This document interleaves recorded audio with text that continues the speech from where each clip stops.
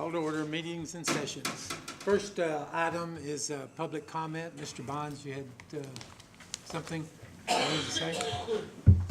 Yes, sir.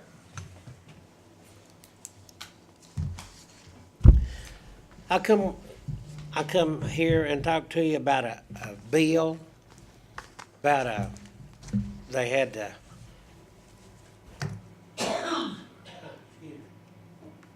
they had to change the line between the transformer and my fuse box, and the neutral line wasn't working right. And, well, last time y'all said you couldn't do nothing about it. Since then, I talked to the mayor, and she said that if I think that I'm right, and y'all might have made a mistake, to come back and let you review it again. What are the specifics of the situation? Such as, What happened? What? well, what it did, it shorted out. It shorted out, and it, thank you. It shorted my heater out, and I had to have like $1,800 worth of work done. I was without heat, in and out for about 3 weeks. You familiar with the case? Not at all, Mr. Chairman, but if you'd like to holler at me tomorrow, I'd be glad to go over this with you and I'll look. I'm sorry I didn't get your name when you first got up there. Mr. Bond, did you say? Bounds, Bounds.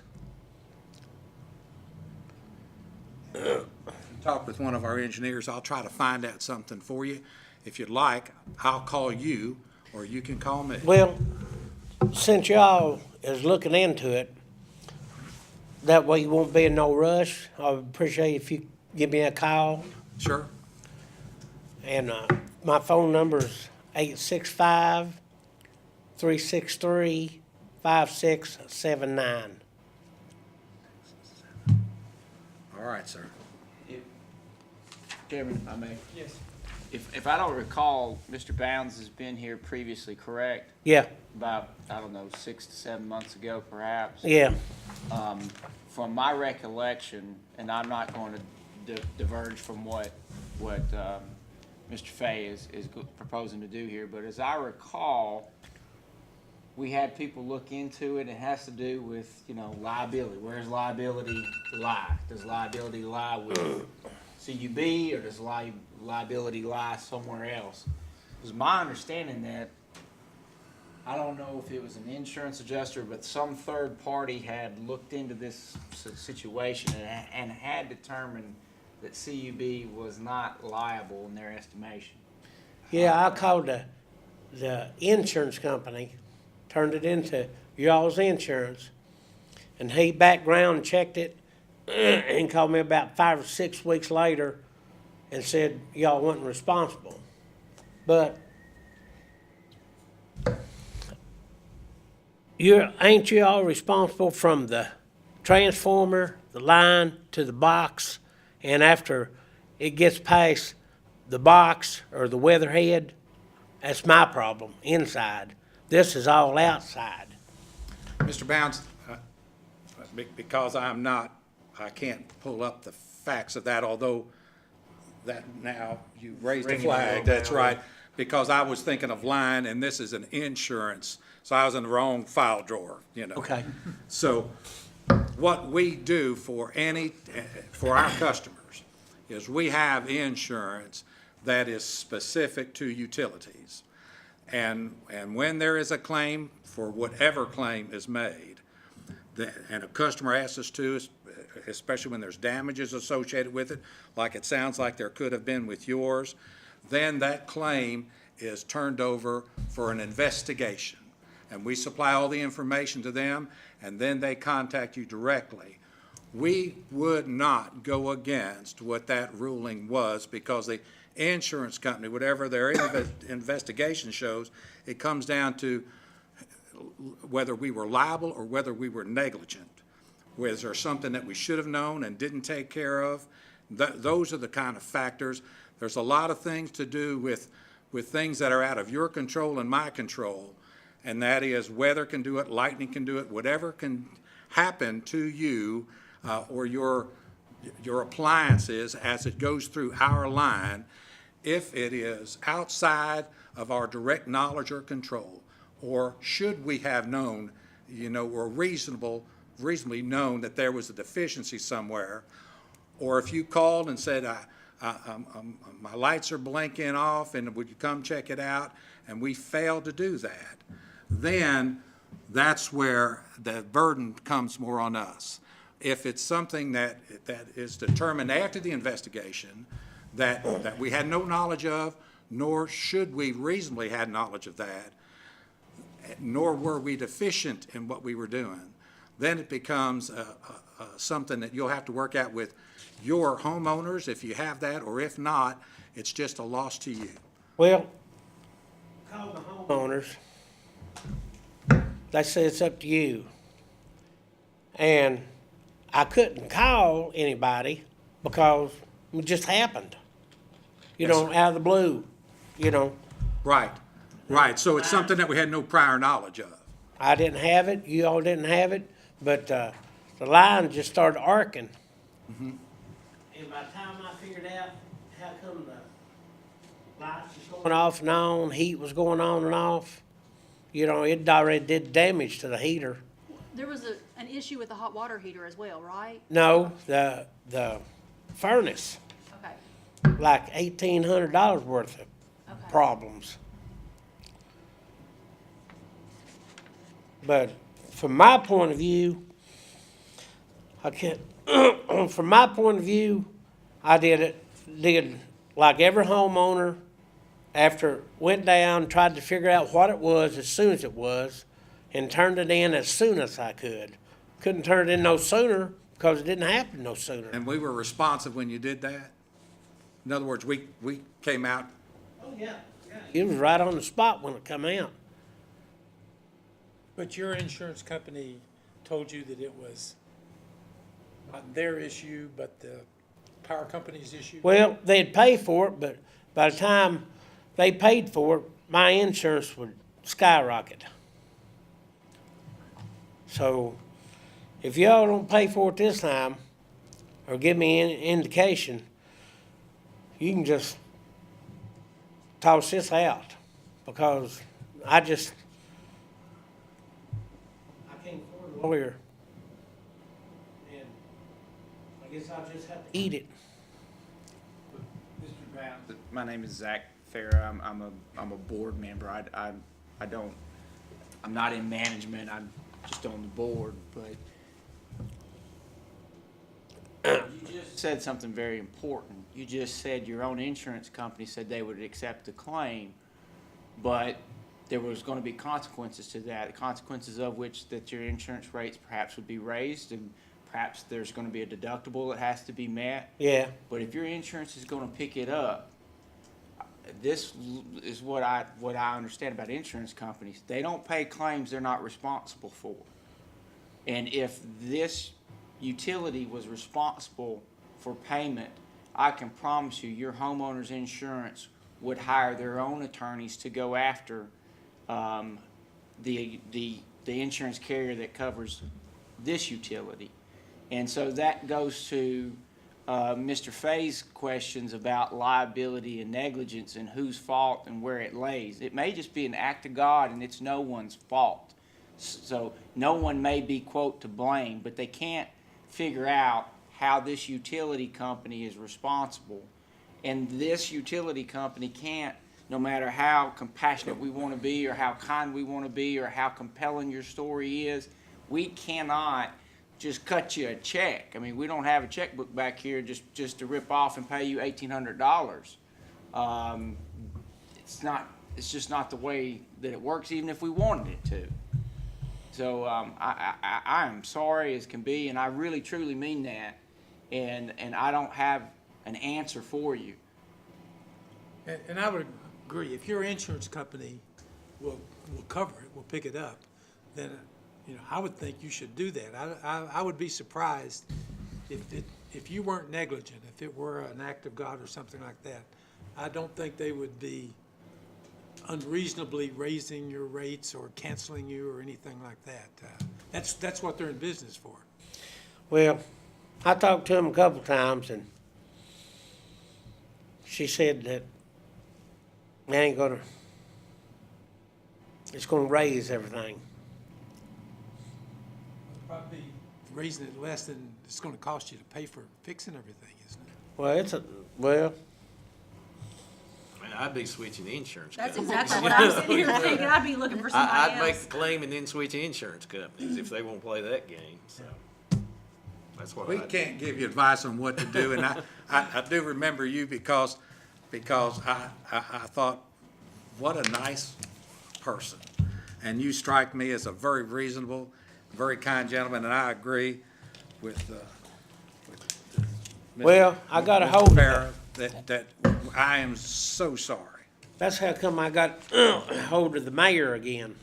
I didn't wanna come down here and aggravate y'all if I didn't think it'd do it, if I didn't think I'd do it any good. We cannot supersede the ruling of our insurance company on a claim that's determined that we are not responsible for. That's what we get down to. Your insurance company is to insure you against catastrophic loss when you're not at fault too. And what they're saying is potentially your deductible or your rates will go up. And I'm sorry, I really am sorry about that. But we turn that over to our insurance company so we don't have to make judgment on that. And they do the investigation, and they're satisfied legally that there is no liability for the damage that you sustain. Well, you know, you all are responsible for the line from the transformer to the house. That's what messed up. Well, I think we've done all we can, Mr. Bounds, because if your insurance company says that they are responsible for covering it, and our insurance company says that we are not responsible, then that's as far as we can go, like Mr. Fay said. All right. Thank y'all. Sorry.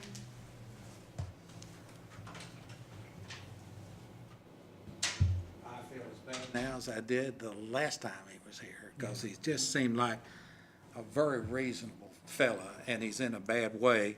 I wish that there was some slush fund but there isn't. No. And I really think he's getting bad advice. I don't know why he wouldn't have his insurance pay for it if they've decided it's their Out there that would raise his rates Yeah, significantly. But, you know, like Dudley says, you can always switch insurance companies. Homeowners insurance is, you know, it's not like being a drunk teenage driver. Yeah, particularly if he hasn't had many claims. Yeah. You know. Are you going to look at it though, Greg, just to be sure, because we're all speaking from memory I'll from review and make 7 sure months? that he's Okay. been denied and what the reason was for the denial. I Okay. was gonna say, do we ever go to bat for him with our insurance company and appeal their ruling?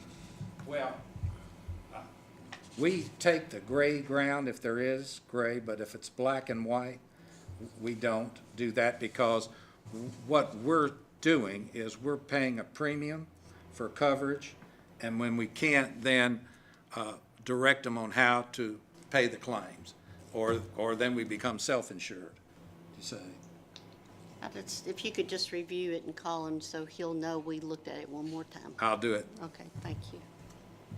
Next item is approval of the minutes. Minutes, everyone have a copy of them? Everybody have a chance to review them?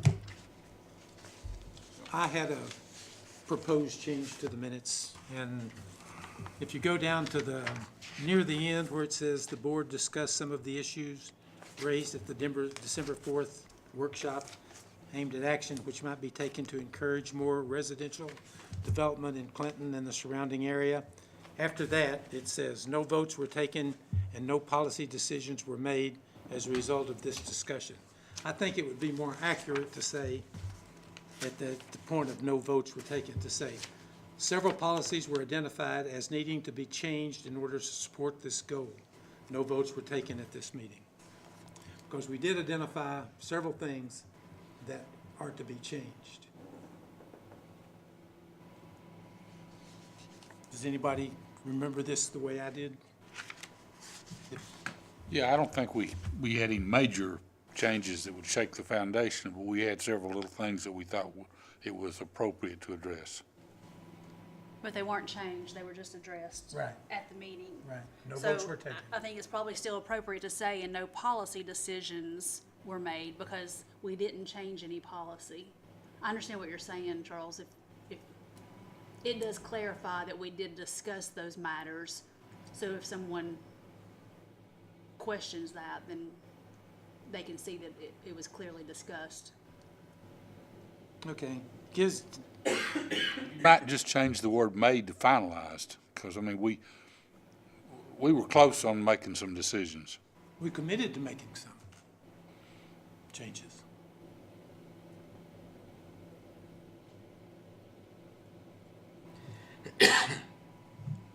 So, Charles, what are you wanting to add? I'm wanting to say, instead of "no votes were taken, and no policy decisions were made as a result of this discussion," I'm wanting to say, "Several policies were identified as needing to be changed in order to support this goal."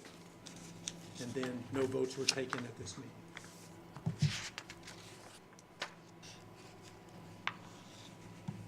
I don't think there would be a problem with adding that. I'm just not sure that we need to add it, but you feel very strongly about that, or? I think this gives the wrong impression. It doesn't give any indication that policies are going to be changing anywhere. Well, I'll give you one example. It's probably a major one. I think we decided at that meeting that if there was a certified, qualified electrical company, that a developer could install his own backbone in his subdivision. And that was something that we had not heretofore. They could do the conduit and they could Yeah. pull the primary and secondary Yeah. wire. So there were, But if you didn't vote on it, not really, I mean, who cares if you committed to it if you didn't vote on it? Well, we're going to vote on it today. Right. But again, just the implication from the meetings there were that, well, like it says, no policy decisions were made, and Having not attended that meeting, it seems to indicate to me, reading the minutes, that was exactly contemplated in this language. But if you want to strengthen it, I don't have any objection.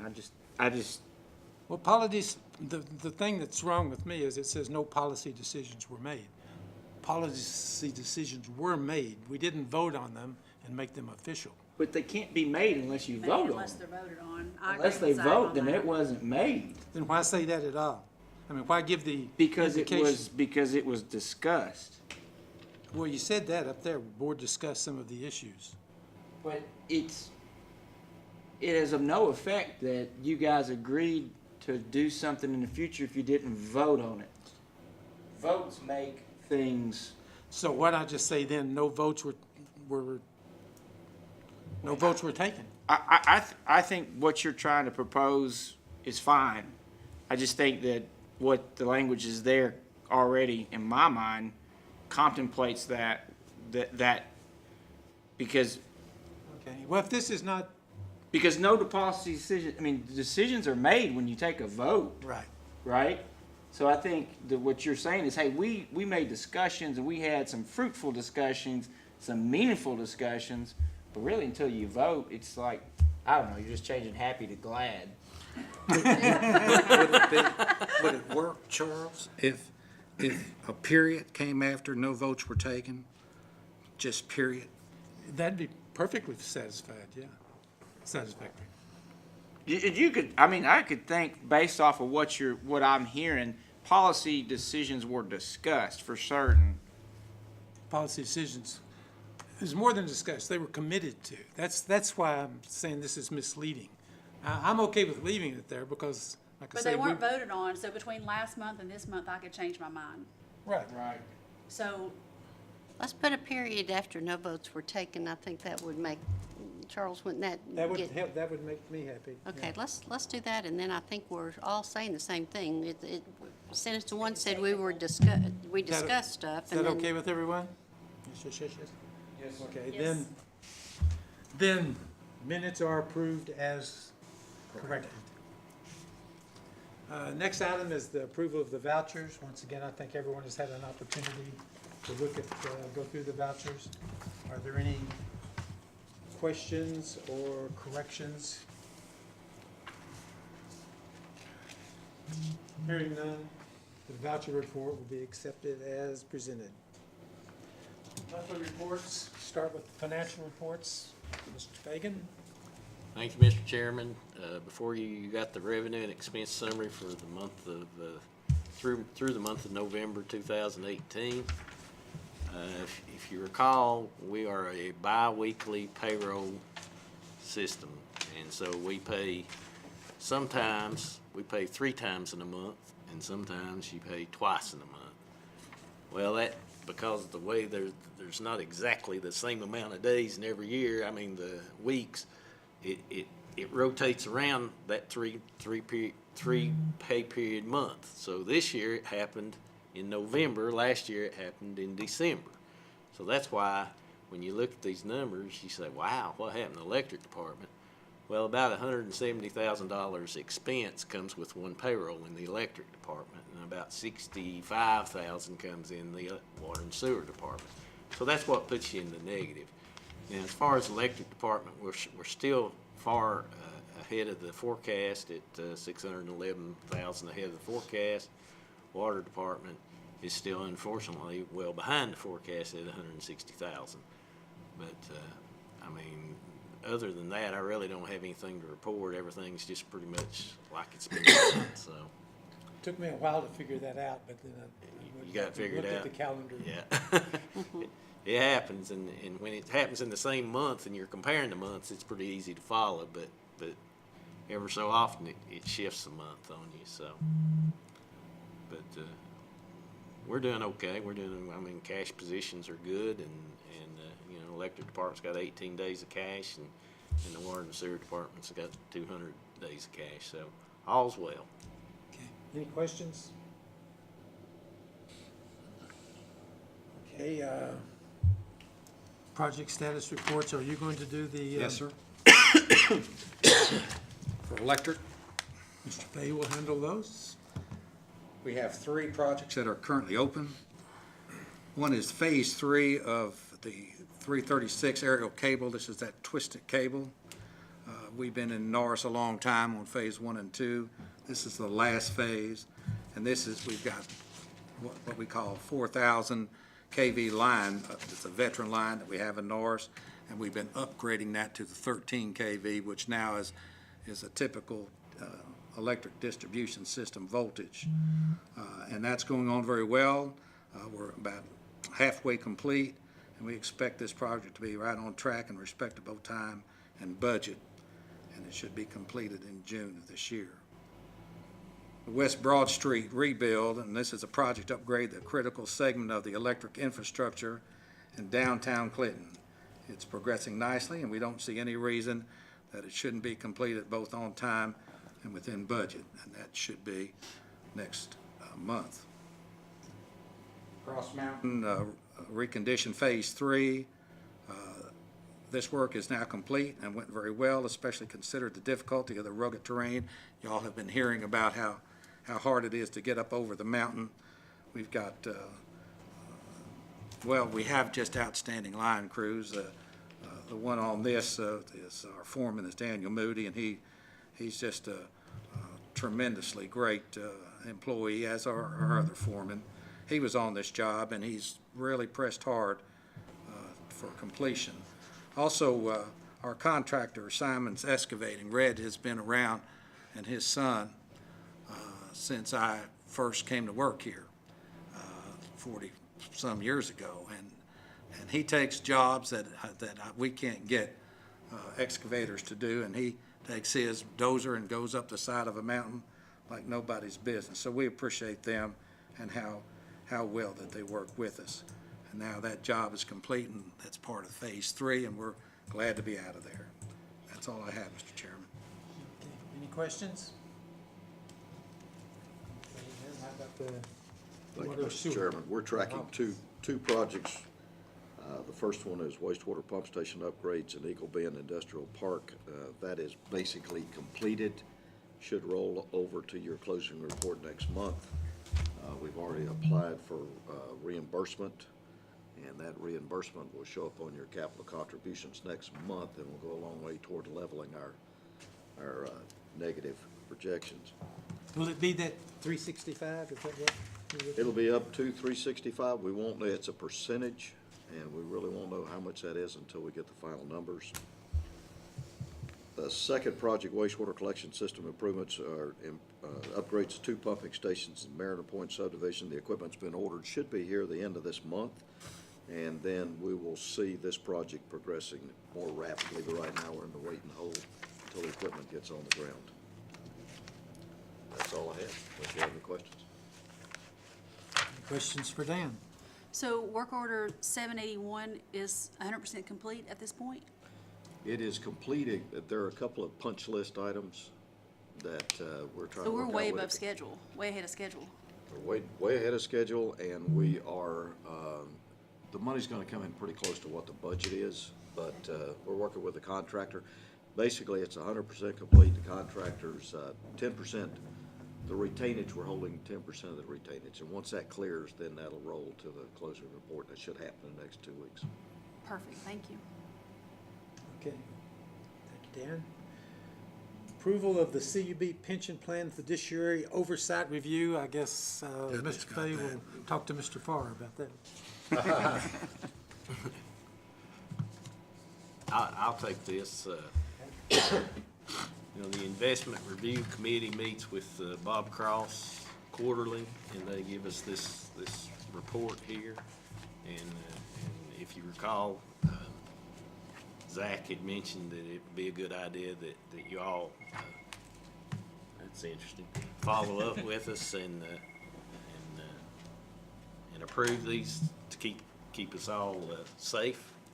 And they did have one recommendation, and it was this First Eagle Overseas. They recommended that we flip that. They're actually taking it off their list of options. So we had to pick one of these two, and we went with the MFS International Diversification, which if you look at the 3-month, it's much better than the other two, and even the 12-month is far superior. So I mean, it's pretty much a no-brainer to go to that. But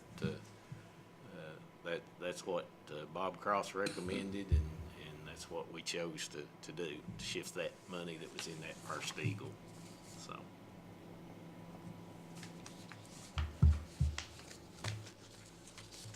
Any questions? I mean, it's a 5-star, 5 Morningstar rating, which is better than the other two too. So, I mean, So the standard deviation, so if you look to the far right, that's the third column from your right. So that number is a number that sort of equates to risk. So how risky is this particular asset? You know, it's in line. I mean, obviously, First Eagle would be less risky, but probably not enough to justify, you know, the going up to First Eagle, as opposed to, if you look at the returns you're getting with this particular asset. First Eagle's out of the question anyway, isn't it? right, Placing. right, right. There's nothing that, I don't have personal knowledge of this particular asset, but the numbers, nothing jumps out and screams, stop. I mean, this is an inexact science. We don't know. I mean, if he could But it looks fine to me for what that's worth. I don't have any objections, and I feel comfortable with his recommendations. I mean, we are, at the end of the day, paying him as a fiduciary to tell us what he thinks, and he's telling us in his best interest, in our best interest, what he thinks is appropriate, so I feel comfortable. Is there a motion that we approve this plan? I so move. Second? All those in favor signify by saying aye. Aye. Opposed with a no? And it's approved. Next item is discussion of the salary surveys that were done. I think everybody has seen the analysis, the comparisons, TVPPA and the APPA, was that the other one? Yes, sir. I don't think it would be fruitful, in my opinion, to go through these and try to hammer out solutions amongst all of us right here. So what I would like to ask that we do is have Mr. Combs, who, and I choose him because I know he has been in this environment, that his organizations have had salary surveys, they've had to implement salary surveys, they've been, worked with them as an ongoing part of business, a regular method of doing business. So I would like to ask him to do a proposed plan that takes all of these numbers into consideration and comes back to us with a proposal for what would be a reasonable starting salary and top salary for each of our 4 executive positions.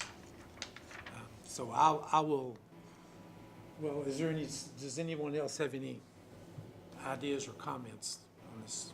Yes, sir. I think that, that's really inconsistent with, and in conflict with the state law in terms of setting those salaries for any individual other than me.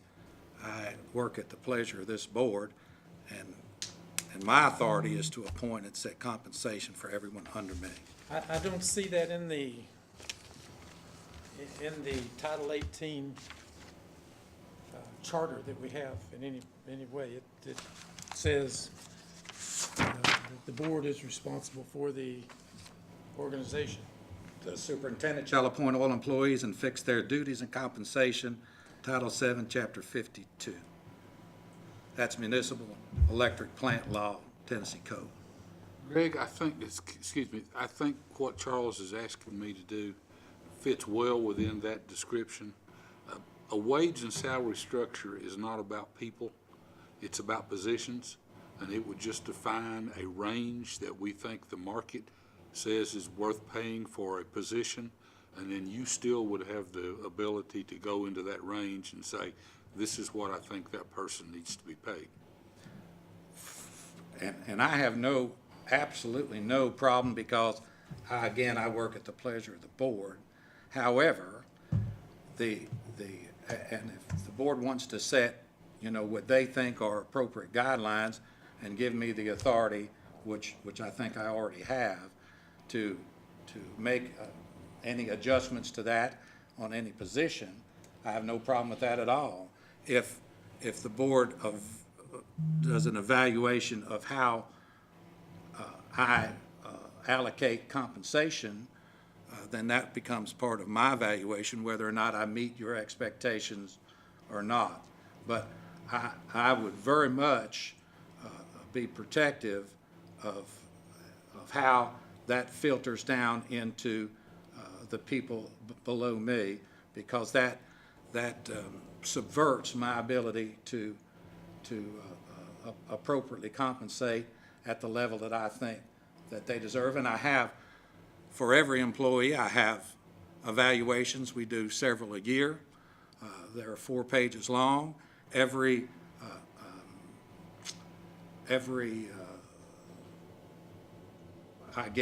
position, from linemen to cashiers, has a salary range that we put for introduction, for after 3 months, after 6 months, after 12 months.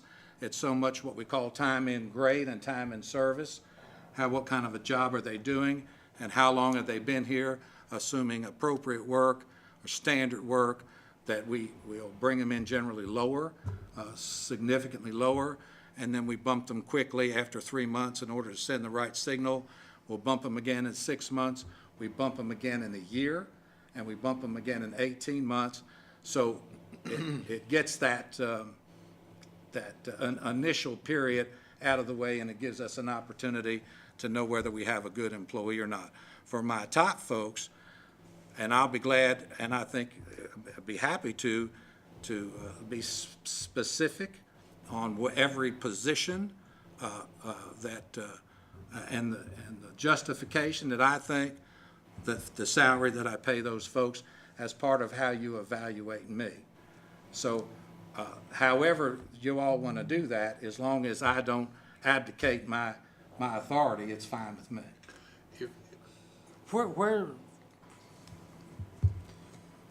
Where does it, you're saying that there's something that overrides our charter, Title 18? Yeah, the state law does, the state law, but this is consistent with the state law. The state law says, That I appoint and set compensation, their duties and compensation. I hire them, I it set says their the general duties. manager does that? That's correct. The state law says that? Yes, sir. It does. 752-117, Zach.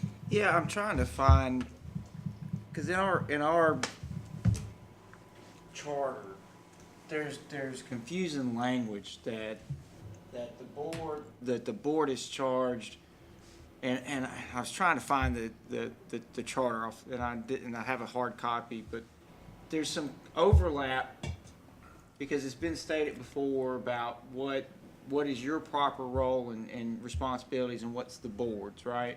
And we've had some debate about what that is, and there was some confusing language for me that would seem to indicate that there's some overlap with some of that, and I would be seeking clarification of what that overlap is, and have a better study or better understanding of if there is a conflict between the charter and state law.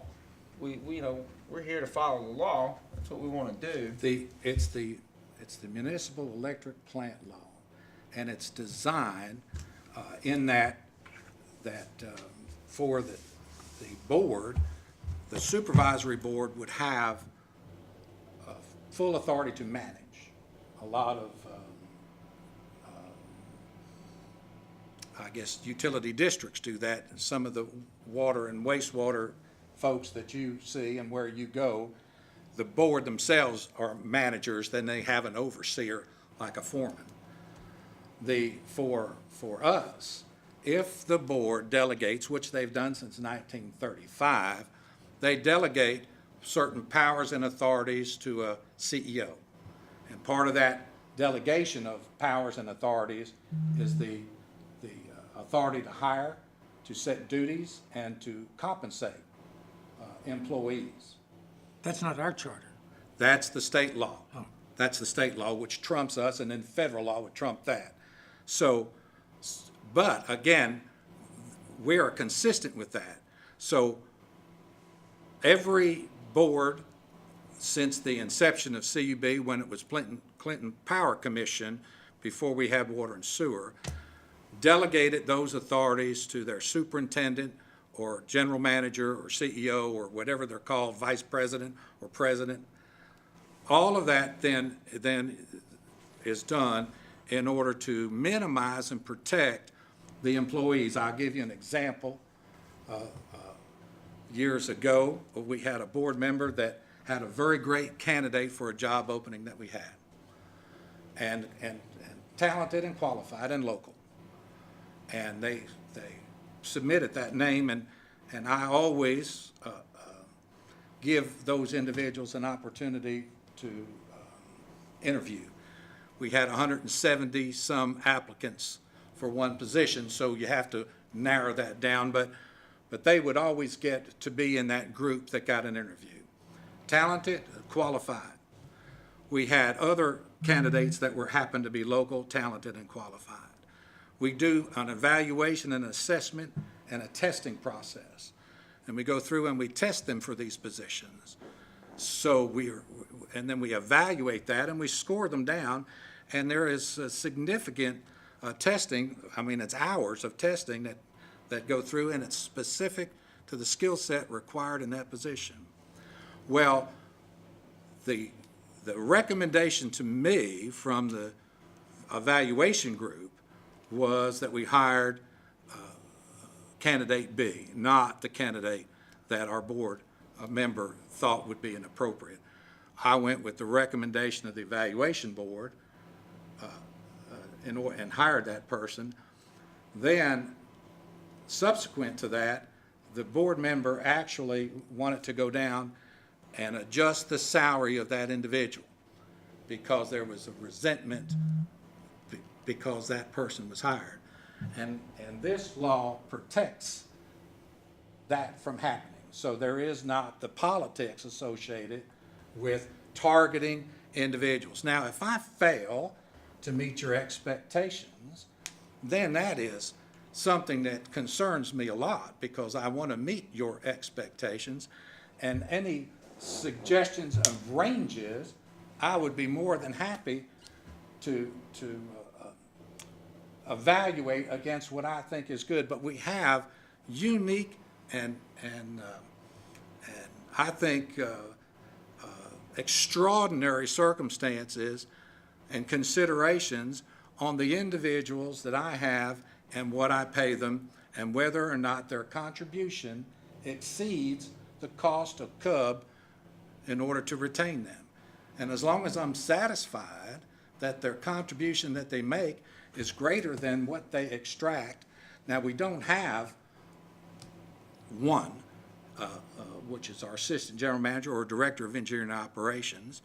I've got two directors left, and both of those directors I can show, and I would be happy to go through that, why I think that they're worth more than what we're paying them, and why, specifically why, and I can detail that about the contribution. We've got a PE that's been working here, and I won't go through all of that now, but what we were paying $300,000 and $400,000 in 1999 when he first came here to Barge Wagner, a group that we love. With his contribution, we're down to $20,000. So you say, well, as a PE, when the superintendent before him in water and sewer didn't have those credentials. So I hired him because he was a PE, and I took what we were paying outsider, and then I pay him that. So you say, well, how can you evaluate him with ACWA or with Oak Ridge or some of these others? You can't do. You know, what I have in my director of accounting and finance, when he went on sabbatical here, he lost almost $80,000 and gave up that in personal leave, which he didn't get back when I brought him back, wouldn't give it to him. And although if the board wants me to, I'm sure he'll be. Take it. Nor would he get back into the retirement program. So every other dollar that is spent, Dudley doesn't get because he is no longer in that. And then I can go through and I can show you individual contributions that he's made that exceed what his salary and benefits add up to. So there are uniquenesses in that. And you look at the survey. Dudley, didn't you have some facts on that survey? Yes. Well, again, a salary structure is independent of all of those accomplishments and the great things they do. It's strictly what the area says a job defined in a similar manner ought to be paid given the wage salary, prevalent wages, and all that sort of stuff in this area. Mm-hmm. How you decide to take their accomplishments and their innovations and the good things they do, I'm good to go. and pick within that range where they fall, that's another step. It's taken in consideration that range, but not picking within that range. Yeah, I don't understand the difference there.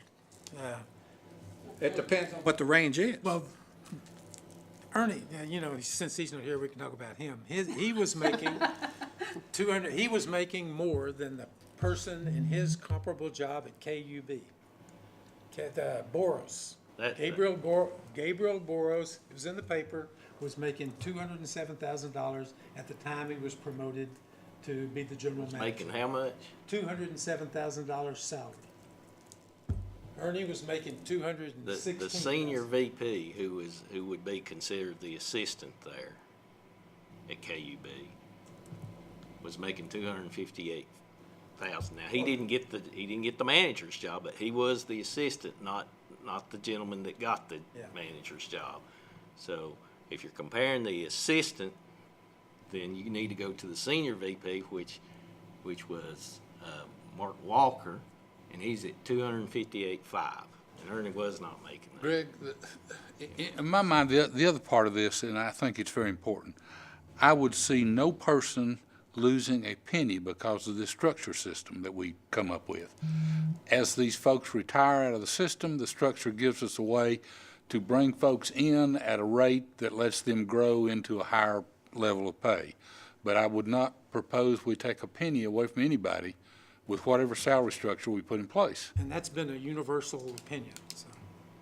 Are we, let me make sure I hear what you're saying. Are we saying that we want to tally these numbers up and show Greg what we have found, and this is something he could choose from if he chose to do so for his employees? Well- Or are we as a board wanting to say, Greg, you have to stay within this range? What Well, are we if, trying to if say? you define a salary structure that says for position A, whether it's Greg's or Dudley's or whoever, that position has a low point, a midpoint, and a high point. Typically, you would bring somebody in between the low point and the midpoint, and they would be expected to grow to the midpoint. And if they do great and fantastic things, they would grow well beyond the midpoint eventually. But the ability to go beyond that high point is rare and far between. What are you gonna use as reference to get those numbers, though? Well, you know, That's that's the other thing. That's where you Since- get into the tough thing, and we talked about that when we talked about these salary surveys. So- And I took Charles, what he sent out, and what he had is in black and white, and what I've done is in yellow, and I can show you, I can take this spreadsheet, But you took That you all, got. you didn't take the I took the. utilities in our size range. You Yes, took everybody. yes, sir, yes, sir, I did. I matched them apples and apples. What you picked up was the lower number. So let's take Greg, for example. You know, if you come over here, meter group, we wanna go C, okay? Revenue group, we're gonna select C, Yeah. okay? And then we're gonna go over here to survey title. We're gonna pick, general manager right there, okay? And then we'll sort it, largest to smallest, okay? So now I got 17 responses, got 17 matches, and the highest is 9438. Of course, to get that time at a annual, we'll do that. What have I done wrong here? Yeah, So- because you get more than, Yeah, I got you one. get more than 17. You get 30 some in that range. I've done something wrong here. Let me undo that. So, general manager, highest to lowest, and I got 17 matches. We should have more than 17 Oh, matches. highest reported, the average is 9438, and that times You- The 208. chairman's saying that you should have 40-some, not 17. Why is that? Did it had to be both? They have to be both, C and I C. took either one. If it's either, Yeah, but when you do that, Charles, you're picking up the smaller ones. You're picking up, somebody could have between 50 and 100 million revenue just because they got a GM plan on their thing, but that's one bill. You know, if you want to get apples and apples, you should go C and C, in my opinion. Apples and apples. You know, you got apples and oranges when you go C and B's. You know, you're picking I up think the either low one- ones too. Either one is a You C. know, that's my theory, and that's what I'm talking about with how are you going to establish those numbers? And if you do this, now the high number's the same, but the yellow numbers increase significantly if you go apples and apples. Now, you got 154 distributors, you got 17 matches, and we talked about this a little bit about who responds and who doesn't, you know, and and we knew of one, and I'll show it to you, because I'm, Well, that's the reason that I proposed that we have an outside person do the survey, because they could, and kind of as Steve was saying, they could look at the comparable companies in this area, the places where this we is, compete. this is the 990, on which the 990 is the IRS number. That's for 2000 and, it says 15, but it's on 16's report for this individual there, and he's not even in there. And I figure, I mean, that's 300, and you add those three columns right there, you get $319,000 cash contribution. They've got 38,000 customers and 94 million in sales. And his number's not in there, even though the survey shows these numbers should be in there. Winston Tan put this survey together. I called Winston. I said, hey, did they not report the manager's number? Because it says you're supposed to. He said, yeah, they reported it. He said, but that's not the number they reported. Well, unless he took a tremendous cut in pay, they didn't report the same number that they're putting on their IRS form. And that's one of the things we kind of warned you about.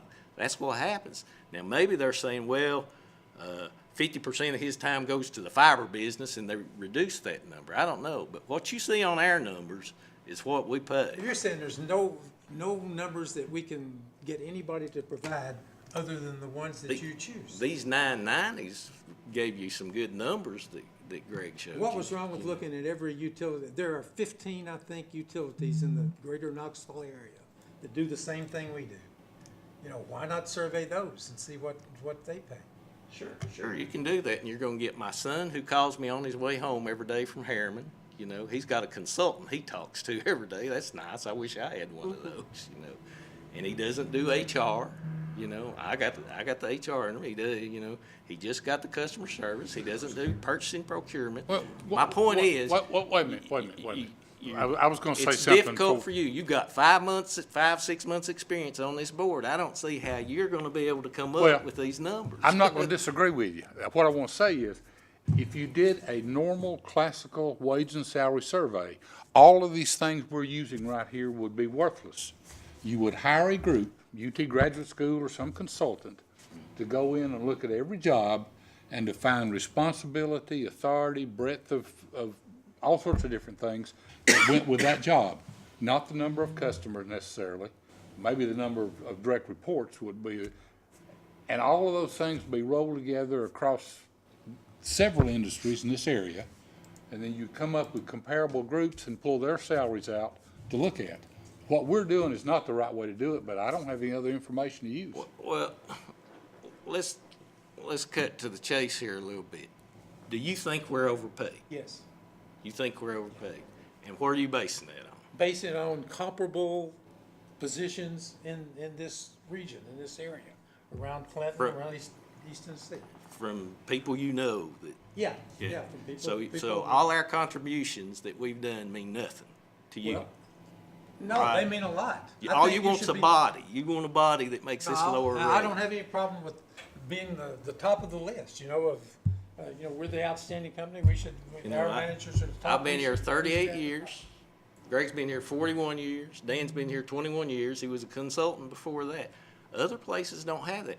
Used to, there were guys that made more than me. You know what? They retired, they moved on. You know what? I'm But soon still, to it's retire. the job you look at. I mean, Go on. it's, I go back to saying, no matter how good a job the manager of the Knoxville Smokies does, he cannot get paid more than the manager of the Chicago Cubs.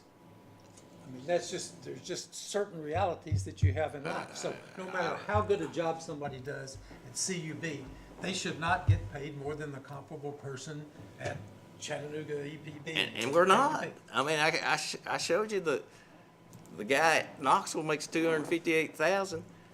I'm at 168.9.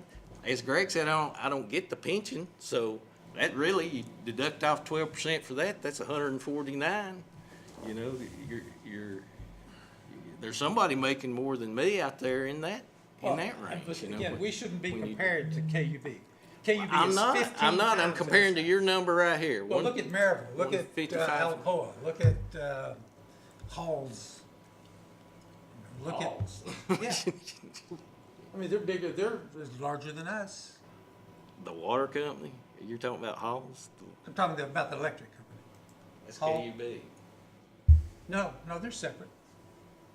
They're separate. Halldale or whatever their name is. Hallsdale Powell. Osdale Pallet is a Yeah. water Water. district. They are not an electric company. You know, Just happen to have a list. I think, just for the record, there is something to be said for experience, and I keep going back to school system, the teachers that are there the longest, we should pay for that experience. Well, now, again, So, separate people from positions. Yeah. What we pay people is not how we evaluate a position. That makes sense? we wouldn't be having this discussion though if everybody thought we were fairly paid. But obviously they feel like we're overpaid. It's why we're having this Halsdale Powell discussion. incidentally has 30,154 electric customers. No, sir. No, sir. There is no Harlesdale Powell Electric Company. Halsdale Powell Utility District, as reported. That's by the water. Knox- It's not electric. okay, I haven't got my question answered. I'm just gonna jump right in here again.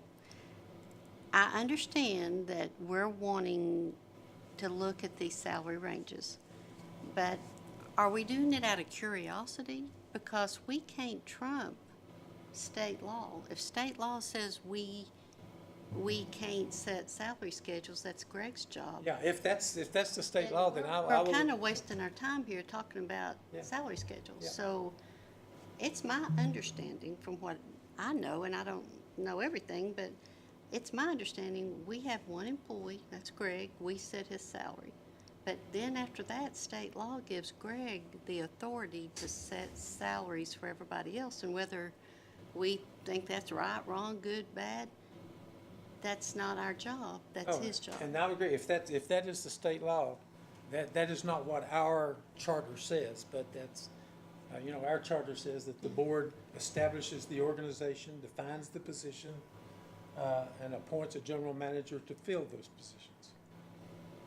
Well, it seems like we ought to back up and look at that, because I think, we're getting to the apples and the oranges and the apples and the apples, but all that doesn't even matter if state Yeah, law if says we- we If can't the even board do does this. not have the power to do that, then I'll agree with you. So how can we find that out? How can we? I mean, do we not have legal representation? I mean, could we not ask our lawyer to give us a legal opinion about the conflict between our city governing document and then what conflicts may exist with the Tennessee code? And then that way, it's not up to Greg, we're not putting Greg on the spot.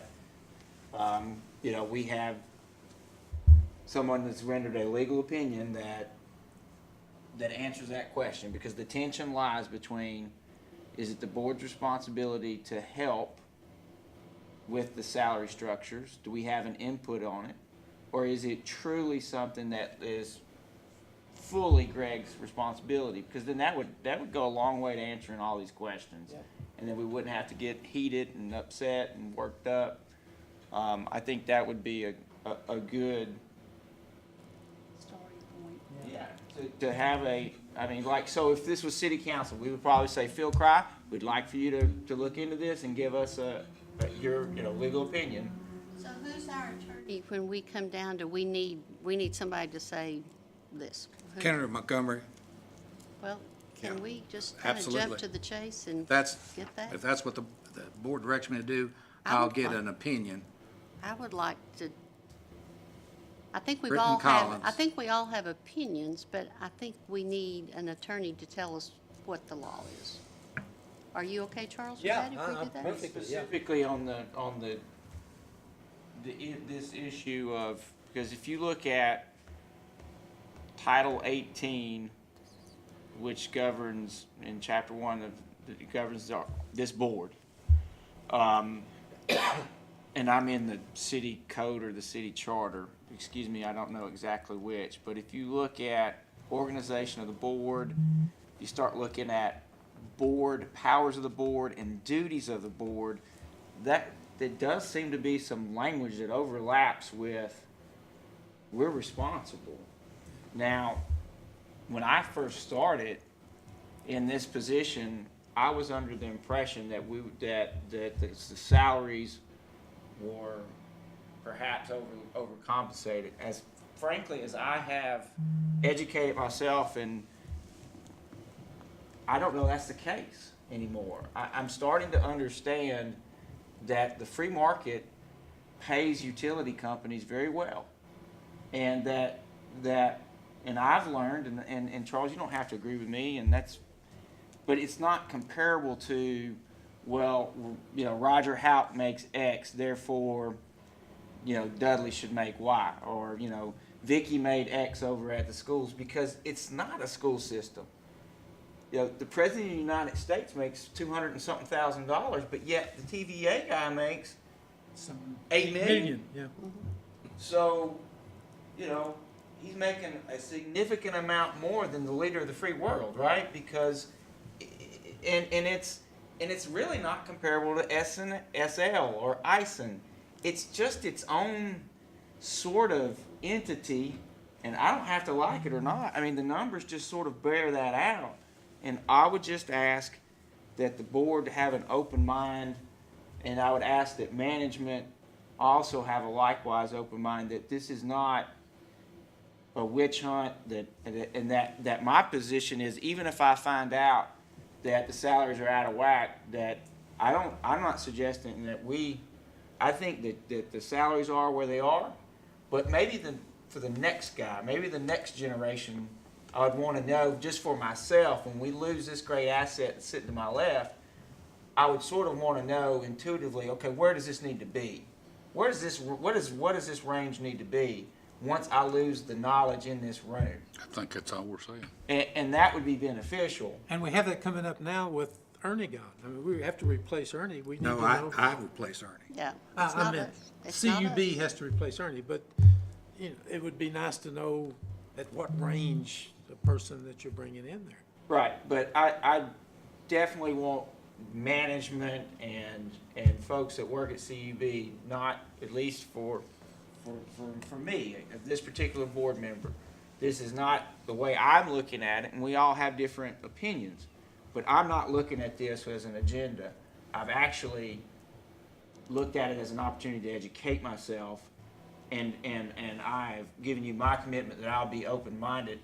And I have discovered, and my attitudes have changed in a calendar year, that I've come to realize I misunderstood this business. And I was comparing perhaps what Greg would make with the wrong industries. And it truly is something that's unique. Utility companies, I mean, the numbers do bear it out. There are people that make significant amount more. And there are people that make less. And, when we've attended some training, they said, hey, we've asked other people, and they say we have a pretty good compensation here at CUB. So, and I think that's fair to say. What I'm particularly concerned about is, again, when we lose the knowledge represented amongst your senior staff, and I'm replaced with brand new people, I want to have the knowledge that I can be confident that the new Dan's getting paid what he deserves. Because I can't evaluate the new Greg 10 years from now, whenever that is, 20 years from now, 30 years from now. But I Right can't. now, he's thinking 1 year Yeah, from now. But that's my intent. Now, the chairman may have a different intent. I can't speak for. No, mine's the same, and I think it's all the comps, and I agree with you. I've never thought that we should be comparing with local city officials or stuff like that. But we do have, as I'll say again, about 12 or 15 electric companies, TVA distributors in the greater Knoxville area. It seems to me that we ought to be in line with those people. That's where, the talent pool is that we would be drawing from. That's where, you know, it's comparable political environment, comparable geographic environment, weather environment. There's no reason that we should be out of line with those people. And I don't know that we are, but we should know whether or not we are. Well, Charles, let me give you an example. Got an email today from La Follette. You know, they're wanting to come and look at our prepay system and see how all that goes, you know, and learn from that.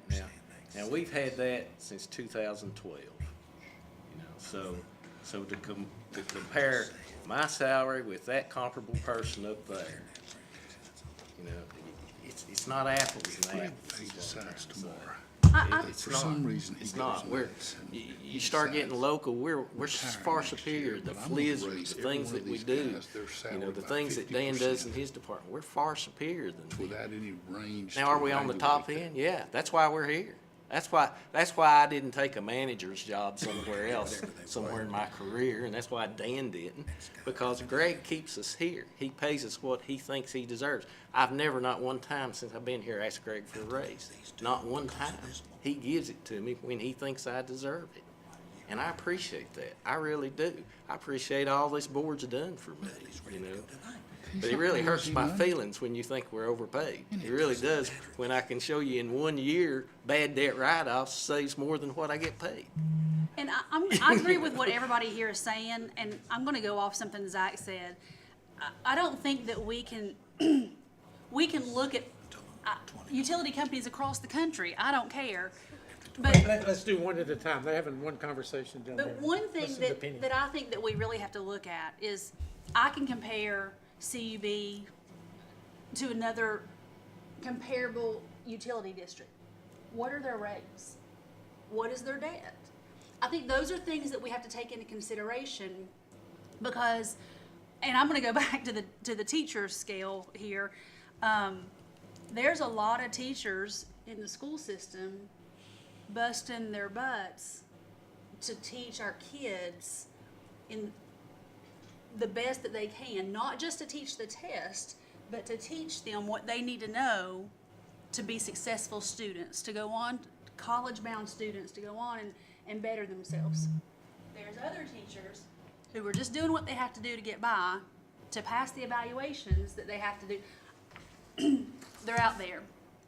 If they're 10 years, same degree, they're getting paid the same amount of money. Is that fair? No, it's not. And that's why we have a lot of good educators that are leaving the field of education and going into different career paths.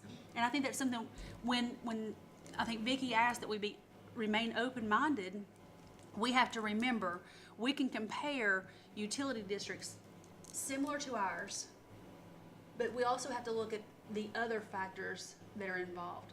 And I think for me, not just being a board member, but being a customer of CUB, something I think about is, what are my rates? I also have 5 people in my home that my rates are probably as high as anybody's. And how much debt do we have? And what kind of services? We're on the front end of so much of what, just like La Follette wanting to come and see our prepay system. Right. Like this room we've got back here that allows none of us to ever be without power for more than a couple hours. And I think those are things that we have to take into consideration. I think that's why it's hard to compare. I mean, you can see numbers on a page, but it's so much more than that. You know, just exactly what you said. But, you know, we have folks that wear more than one hat. And Dudley, you said, you know, you Right. do HR and you do finance and probably Right. several more, Dan. You Customer have- service and, Yeah, I mean, you know, so if you're looking at just finance and another company, you really need to add on their HR and their customer service, and then that package would be compared. And that's, Well, that's exactly why I'm saying if we did it correctly, we would take all that into account. And we might not have a comparable person to Dudley, I don't think you do. which is fine. But that's what a proper survey would bring out.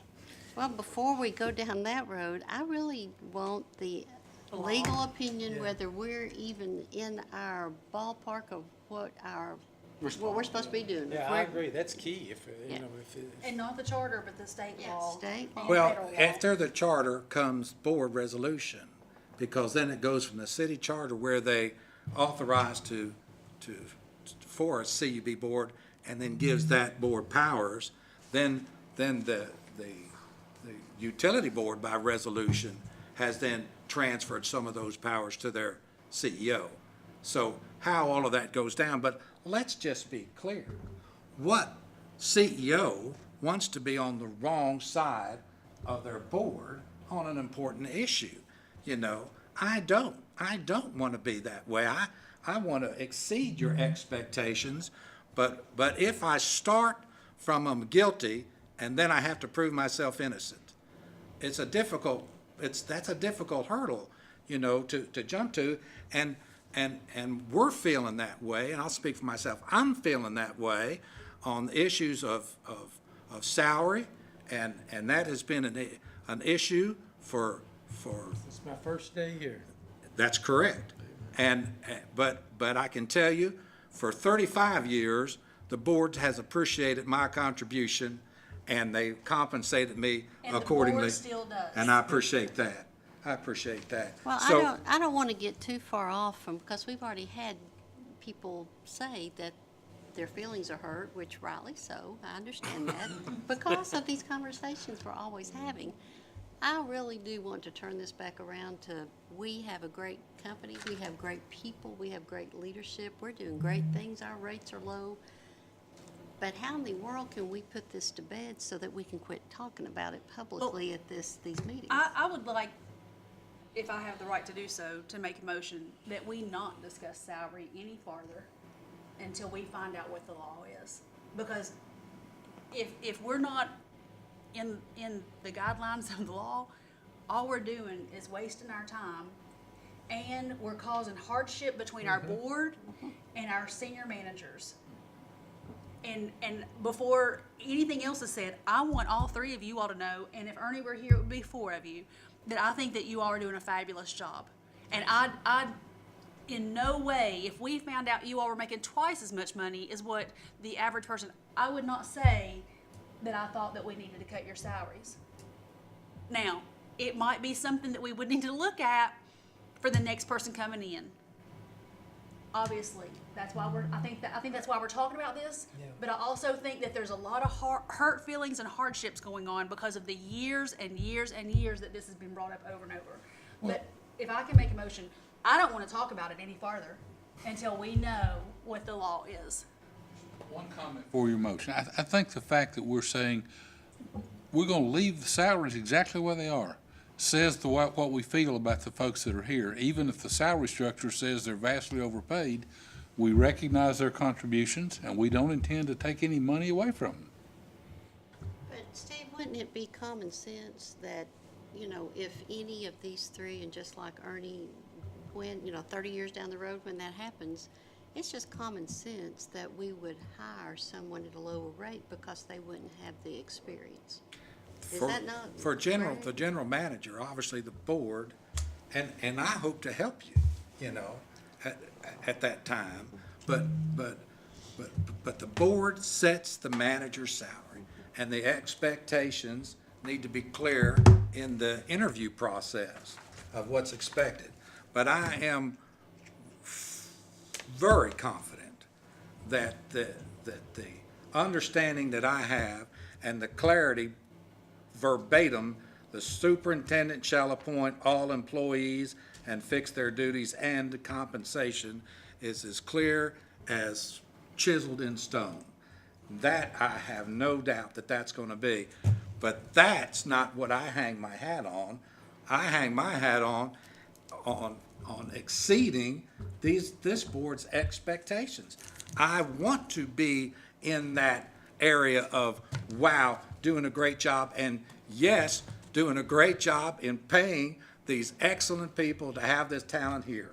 That's where I want to be, not like, my God, I've heard overpaid 40 times tonight already, overpaid. And then vastly overpaid is the other term. When I suggest to you, That's not the case. It's not the case. And the justification, I think we'll be able and should be able to give you, I should be able to provide you a comfort level with what I pay every employee here down to the custodian, you know? And I am confident in that. And it's not numbers out of the sky, you know, and it's an evaluation process, and it's a range process that spanned the life of that person.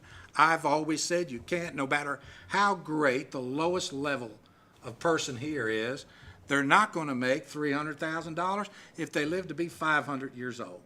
You know, that just doesn't happen. But if we've got talent, and part of what we do when you come in here and the service that you get and who you get when you call on the phone, we've got BS degrees and BA degrees working at levels. We've got former teachers Yes, coming you do. here because that's the level of expertise you get when you call. It is a professional organization. From the way it looks, this building was built in the late 70s, and look at it. Do you see? It's the what we do and how we, and the care that we do. All of that is done, and we have the lowest rates and the best service, you know? And I don't know what else to give you with no debt and our cost per customer at the lowest of anybody around. I don't know what to give you. If you want us to be like Oak Ridge, then be the whole thing like Oak Ridge. Do you see? Take on all of their service levels and their debt and their outages and everything associated with that.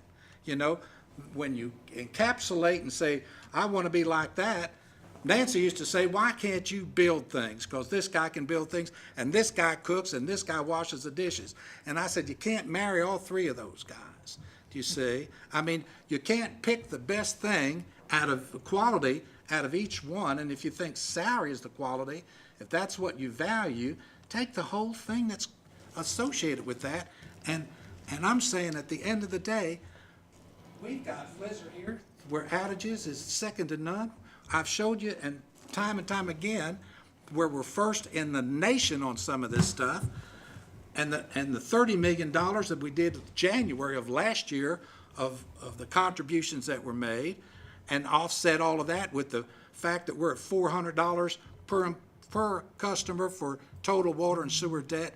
And the closest one to us is LCUB, and they're 10 times more than what we are. So value all of that, because I think it's a value. And if you think we're $15,000 or he's $20,000 overpaid, and I can show you where that is made triple times over that others can't do, say, great job, because I want you to say you're doing a great job. And how you pay your employees, I think you're doing a great job, because I'm telling you, I am. And we've got the best employees, and the reason we do is because I pay them. And how does that equate to rates? How are we affecting our ratepayers because our rates are higher? No, they're the lowest anywhere.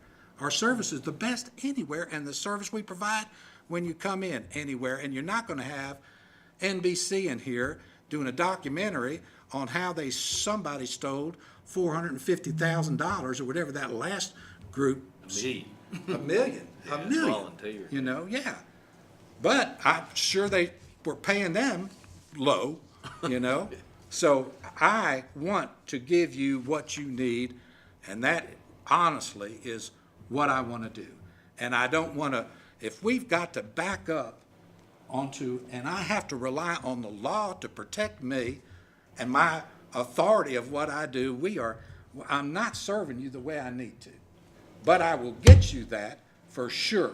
And I feel confident on how that'll go, and I'll have that by But the we're next not board meeting. questioning you, and I don't want you to get professional feelings hurt either, because I know how you can because of what we're doing, but Charles says last month, you're safe until 2020. How can you take that, but any other word than the inference is, after 2020, then you're not safe? I hear you, but what I wanted, Salary is safe until, Oh, your good. pay is guaranteed until 2020. okay, what I want when I ask for that lawyer thing, Greg, is so we can quit talking about this. I am pretty sure that it's gonna come back exactly the way you say too, that we're out of our business, that we're sticking our nose into your business is what we're doing. But let's get the legal I will get document that. so it will satisfy everybody and move on in life with this wonderful company. That's all I was saying about that. I have one last comment, and it pertains to these two asterisks that Charles put here. And what he's saying is total compensation, and I knew that couldn't be right, so I, let me find it here. That was from the APPA survey. Yeah, and if you see this right here, the guy that puts this together is prepared by Paul Zumo, and I sent him an email. And I just want to clarify this, you know, and my question to Paul was, you mentioned that general manager position was reported as total compensation. Can you define that? I don't ever recall putting anything in for Clinton except base pay. I do see that on page 6 it excludes vehicle allowances. However, with the GM numbers being relatively close to assistant GM and other high-level executive numbers, I got a feeling that most are only including bonuses and not benefits that employees receive, like pension, 401k. If nothing else, can you send me the instructions? So he replies back, and he says, and he put cold water, I don't know why he did that, but anyway, as for total compensation, we are looking for cash compensation, so bonuses, merit pay, etc., but not 401k contributions, health benefits, and the like. This is roughly what's provided by cooperative executives in the IRS 990 filings, which I was showing you on Gibson a while ago. Here are the instructions for GM compensation. Total cash compensation, including base salary, bonuses, merit pay, and other arrangements not included in base salary except car allowance. So don't be misled because you'd mentioned 30%. You should deduct that by 30%. That's not the case because it's not picking up those other benefits. What they're looking for is bonuses and incentives and things like that. I was just going by the wording in there, that it said. I understand. I'm just clarifying it for you so you I thought that was, so you don't get cross-tracked on that. no, I thought those were, as they were, without the double asterisks, they were comparable to what we were seeing over on the TVPPA side. I just knew that number couldn't be right, and that's why I asked him. So I just wanted to clarify that up front. Charles, may I make a comment? Sure. There is, whether this board wants to believe it or not, or whether the management wants to believe it or not, there is a public perception, and perhaps it's because it's in Clinton and we're all from Clinton, you have to be from Clinton to be on this board, that we're overpaid. You can say you don't like that, you can say it's not true, you can say I don't know where you heard that. I believe that to be the case. What I want to do is advocate and defend and educate other people the way that I was able to do this past year to get them to understand, no, you're not. And I want to be able to, just like Greg, you say you want to protect them, you shouldn't be protecting them by yourself. This board ought to be able to protect, advocate, cheer, and educate others that what we're doing. And we shouldn't hide from the salaries, and the salary shouldn't be a subject of, it should be a subject of pride. Yeah, we're paying these people great wages because they've earned it, and they deserve it. And the fair market and the free market, this is what that if you want top talent, what we're going to pay. And I don't think we have to be bashful and so I'm approaching it maybe at a completely different agenda than maybe you're perhaps taking it. Again, I want to be able to defend my management, and I want to be able to tell people that are misunderstanding, because I think that is a misunderstanding. I may be alone on this board. Yes. I've had my butt chewed by several people that think that we're overcompensated, that don't value. And so I want to be able to defend that and say, here's how you're wrong. You know, here's how you're wrong. This board has done X, Y, Z. Our people, our management have done A, B, C, you know, and so for me, I want to be able to defend what we're doing, and I know that we can. I know that we can. I know that we can. It's not a matter of, are we paying too much? I mean, I'm sure you're handsomely paid, and that's wonderful, but you deservedly too. I think the two board members to my far left also have a good point in that even if we found like-size systems, even if we were able to line up the moon and the stars where we were to grab LCUB and Harriman or whoever, I do think that there is still some level of you have to give consideration to what we've been able to do. You have to give consideration to the FLISR, to the service, to the no debt, and so even if we compare ourselves to other systems, I think you have to look at how we rate, you know, and sometimes that's not something that numbers in and of itself is going to be able to tell that picture. Now I will say this too. We had this saying in the Marine Corps that when you were in the Marine Corps and you were in the infantry and you went out and you did a good job, well, that's what the Marine Corps expected you to do. That's why you were in the Marines. Okay? So I sort of, and I think, Greg, you would share this, that you'd expect excellence out of your people. That's correct. Now, having said that, I think when you have sustained excellence over a period of time, how do you reward that? How do you retain that? So there's one piece of it is rewarding, but then the other part is retention, right? We don't want turnover. And you've talked about 41 years, 30 years. We don't want that turnover, because when you have a lot of turnover, that's a lot of experience, a lot of education, walking out the door, right? Which leads to a lot of upheaval, and we don't want that. So, you know, I would ask everybody on, you know, starting with the general manager, including all others on management, do not read into anything that you think you may see. I think you are going to be pleasantly surprised by what's going to happen, if anything. Just trust us, and we're trusting you, and just continue. I know that it's been mentioned that this board is that Ernie had some heartburn over the board, and that perhaps this board led to his early exit.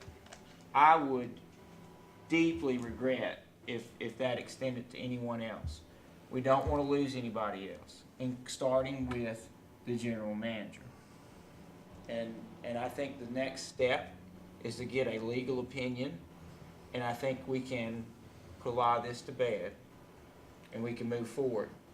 But I do think, and I'm speaking for Charles because I don't know, I'm just knowing Charles the way I do, I don't think that the chairman's intentions are to get anybody or to embarrass anybody or I don't think there's any agendas there. At least I've never picked up on it. But of course, I'm not sitting in your seat, okay? So I want to be sensitive to that. I'm not sitting in your seat, though. I'm not sitting in your seat, Dan. So I don't know what it's like to hear that from your side, and I want to be respectful of that. I'll say it's difficult when you feel like you've done all these great things, and the man sits right there and says you're overpaid, you know. So, and in my career, 38 years here, not one time have I asked Greg for a raise. Not one time. He gives them to me because he thinks I deserve them, and I appreciate that. You don't find that everywhere, and that's a good manager. He's not trying to get me or Dan at a bargain rate or earning when he was here. He's trying to compensate us and keep us because he feels like we're worth it. So it does hurt your feelings. Yeah, it does. I'm not gonna lie. And the reason I say that is I think we should have limits on all the jobs. I mean, I think there should be an upper limit. No matter how great a person is, there is a limit to a specific job in a specific locality. And normally what happens is somebody does a great job and they top out where they are, and it happened to me many times, then you go to a different organization, a different company. And I would hate to see that happen. Yeah, you'd hate to see that happen. I would but, too. You know, if Dudley is worth $200,000, then, you know, KUB would be a place that can easily afford to pay him $200,000. I don't wanna go to KUB. I- I've grew up in There's a Clinton. penalty, you take a I penalty. love Clinton. I grew up here, Yeah. you know. You I- take a penalty when you choose lifestyle and a location and everything that. Normally you say, I'm going to take less money than I could get somewhere else because this is where I want to be. And I think Greg's that way. I mean, I didn't, when the KUB job came open, I thought, you know, I think Greg will get that job, but, you know, Now, we're- Charles, We're all that way. We all love Clinton. That's why we're here. well, that's why I'm here. I retired early and I retired to come back to Clinton. And I'm not saying I'm undercompensated. I appreciate every nickel this company has given me in my career. I do. I appreciate it to the limit, you know. But I think all But I'm it does hurt saying- your feelings when somebody tells you they think you're Well, overpaid. what I'm saying And you is- did say that. I did say that because I think that we should have a limit, we should have a salary range on your job. And how much do you think I'm overpaid? Well, I would want to see the results of these surveys and things like that to come in. One thing, on your job, finance is usually paid higher than it seems to be in the utility industry unless you get to the very large utilities. Like in other companies, typical industries, after the CEO, the CFO is the next highest paid person normally. That Right. doesn't seem to be the way it is in the electric utility industry. Right. And I'm good with that. Yeah. I'm good with that. I mean, I'm good with engineers making more than I do. But- They're smart people. But the top person in your job, other than you, made $155,000. You make $168,900. Well, see, there's a disagreement there. I don't think we have any comparable jobs to Dudley's now that I hear all this. Yeah. Since we're not doing the survey, we don't right. have anybody that does all the things, the breadth of responsibility that Dudley does. I'm not sure that we have anybody that we can compare our senior managers to. Well, you run out, you And run into I trouble totally in the real world. disagree that, with something that you said, and like, I'm sitting here, I'm trying to bite my tongue, but I've gotta say it. I'll say For someone to say that someone should be willing to take less money to stay where they are from, I think that's ridiculous. Whenever, if they're doing a superior job, I totally disagree with that. And that's nothing towards you. Yeah. I'm just saying. But that's life in the corporate world. I mean, a lot of people, you know, would prefer to stay in Atlanta or Birmingham rather than transfer to New York with AT&T. Saw But that their over and expenses are gonna over be a lot again. more there too. Well, But same everywhere. it's, Well- Mr. Chairman, I think we've all said our piece. Yeah. And I think to, my blood pressure's in- up right now, I know theirs interest is. of time, that I would ask that we move to the next agenda item. Okay, and I agree, and Greg is going to find out, get the legal opinion to see if in fact the board even needs to be talking about this area at all, which Your request to me is rescinded. my request to you is rescinded. Yeah, we have a left over. What was your motion? To not discuss salary until we find out the legal. Which is where we are. Responsibilities. Yeah.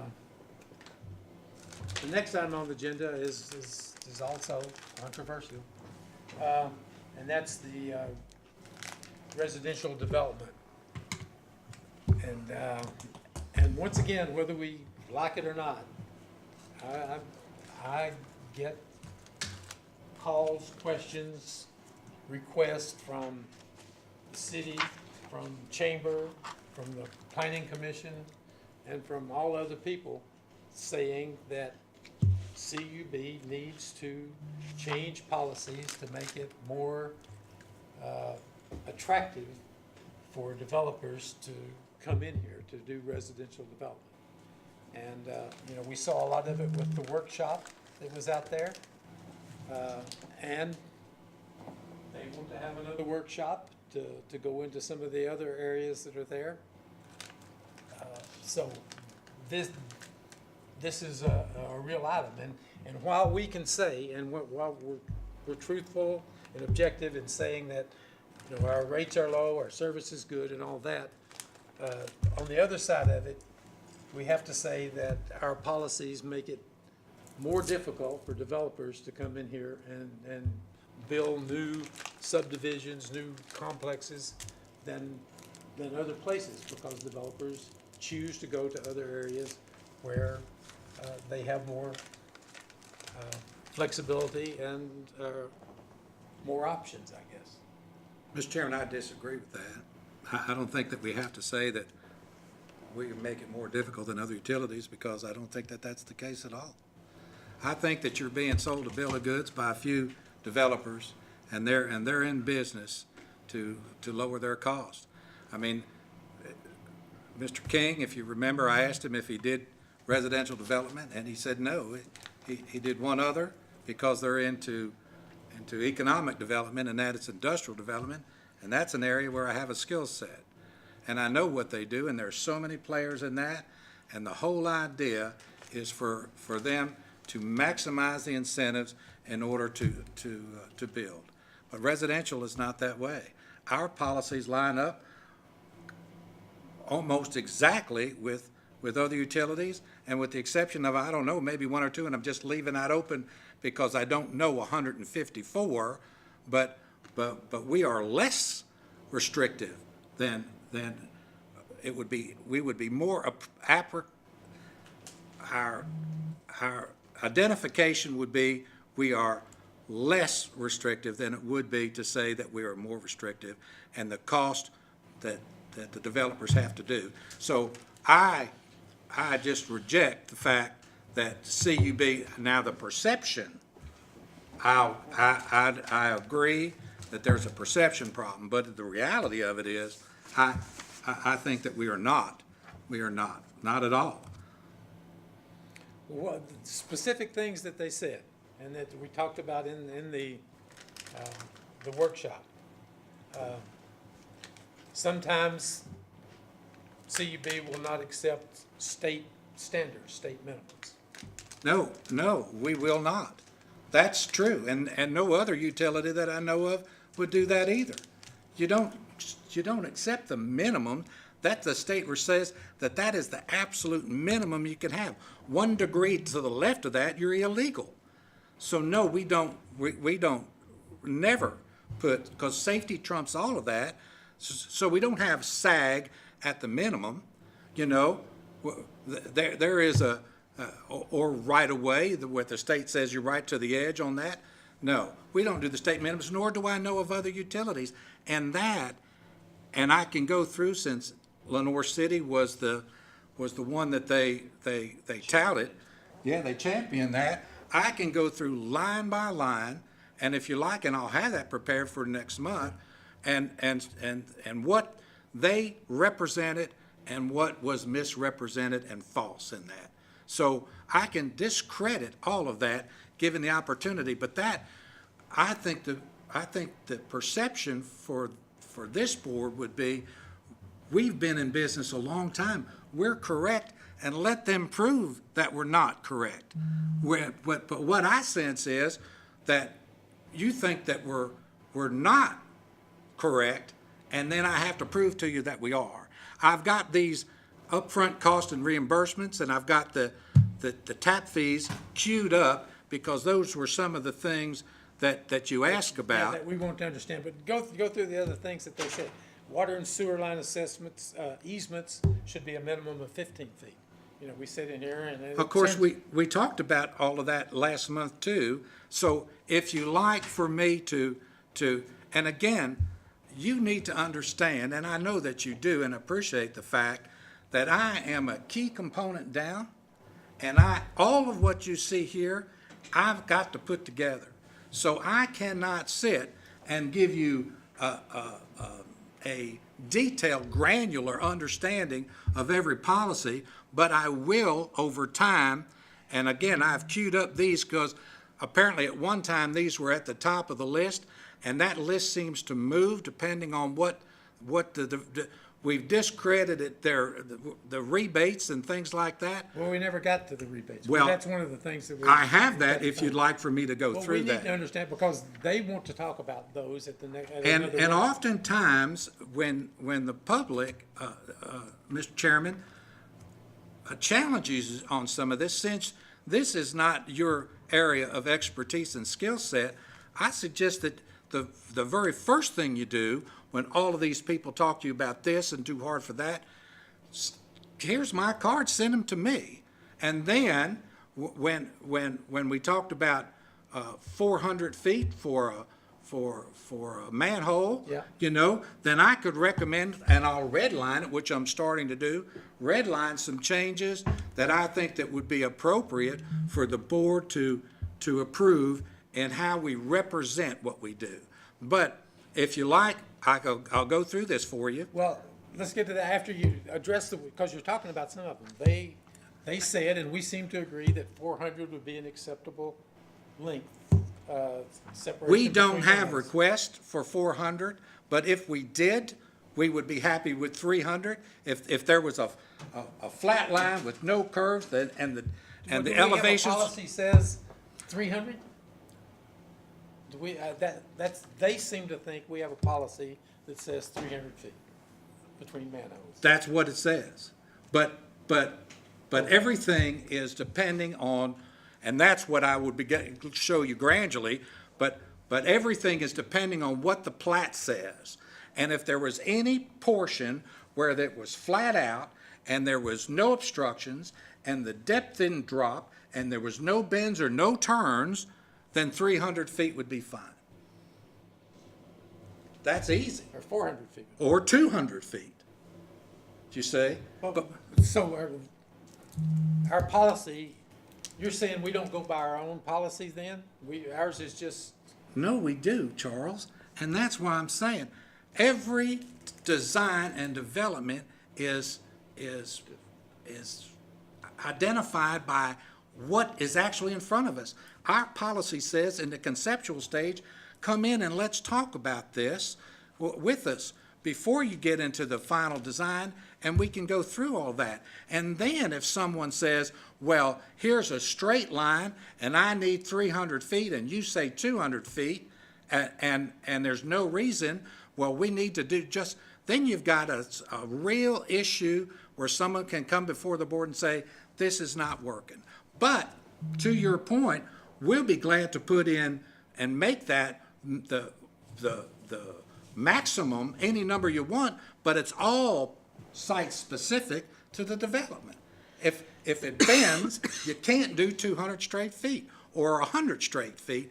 Every time you make a turn, you've got to put it. If the elevation drops by law, you've got to put in a manhole. So whatever but they want this blanket policy, and it's not. We can't do a blanket policy on give me the plat and then the design, and then we can tell you what we do. But they're not complaining about that.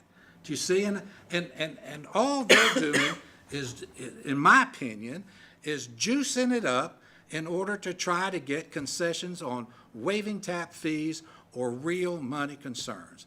That's all. And we've got developments going right now. They're building up towards the interstate. They're building in South Clinton. I talked to a contractor just the other day on the other side of the street of where Mr. Hollingsworth's talking about. They've got a development going, and the guy with 400 units talked to you. You know, so it's not, and we're not Hardin Valley.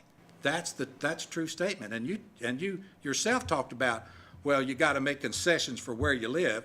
After all, this is just Clinton. It's not Hardin Valley. It's not off of Pellissippi, and it's not right down from Knoxville and Turkey Creek. That's why things are being sold there. And the houses, they've got great houses going. But we do have development going, and they are building right now. But, so I won't get, and I'll give you, because I've got this down in such a way that is specific, and you tell me what other areas you want me to give you a full, broad background spectrum of the policy. I'll be glad to do that too. well, But I want you to address the specific things that they said, like,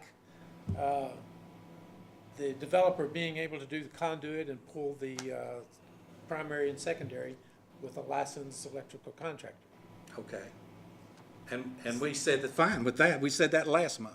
We went through all those things, and then, But we haven't gotten back to them and said, okay, we will do that. And earlier in the minutes, you know, we made a point to say, nothing has changed because nothing was voted on. well, once I get, because I'm like you, I didn't hear that there was, everybody agreed to, but once the board gives me a direction, I will be glad, or you can do it, or you can have Mr. Hollingsworth do it, or JD, or I'll get a consultant to do it, or however you want to do it, I don't care. But once you tell me what it is that you want to do, then I will be glad to address a policy for the board to consider to approve. Unless you just want to do that off the cuff, you know, and have a one blurb about it. For one instance, I've got to broadly, and I'm not against changing these things. I'm just saying however you want to do it. I'm trying to very, very much so educate you onto what we're doing so you can make an informed decision as to whether you think it's appropriate for us to be doing something else. And I'm just reiterating, because this is not my area of expertise. If we're talking about computers, I could deal with you. But what they say our policies are nowhere to be found, first of all. I Well, mean, that's another not thing. true, But Charles. That's it. They go to the website of other utilities and they can read what their policies are. They No, go we to- have, I could bring that up right now on the witness. It's been that way since day one. They can't go to electric because electric is, and you can show me wherever. You know, JD talked about, I can go, and we've looked all over that, and he can't give us a utility that's on electric, but we do have our specifications for water and sewer, and they're on, and they're specific, and they've been there. So that's not accurate, you know, but you can't say, because with water and sewer, the contractor can build. They can build it, they just have to build it to our specs. But for electric, they can't build that. Nobody does that, we build that. Every utility builds that, so why put a class 45 pole, you know, a 45-foot class pole down, what the specs for that, and the treatment it's not, REA units is what we use. I mean, they can go look on that, but it's not, that information won't do anything because they're not building those poles. AT&T, and we have an agreement as to the class and the type of poles, but a contractor wouldn't do that.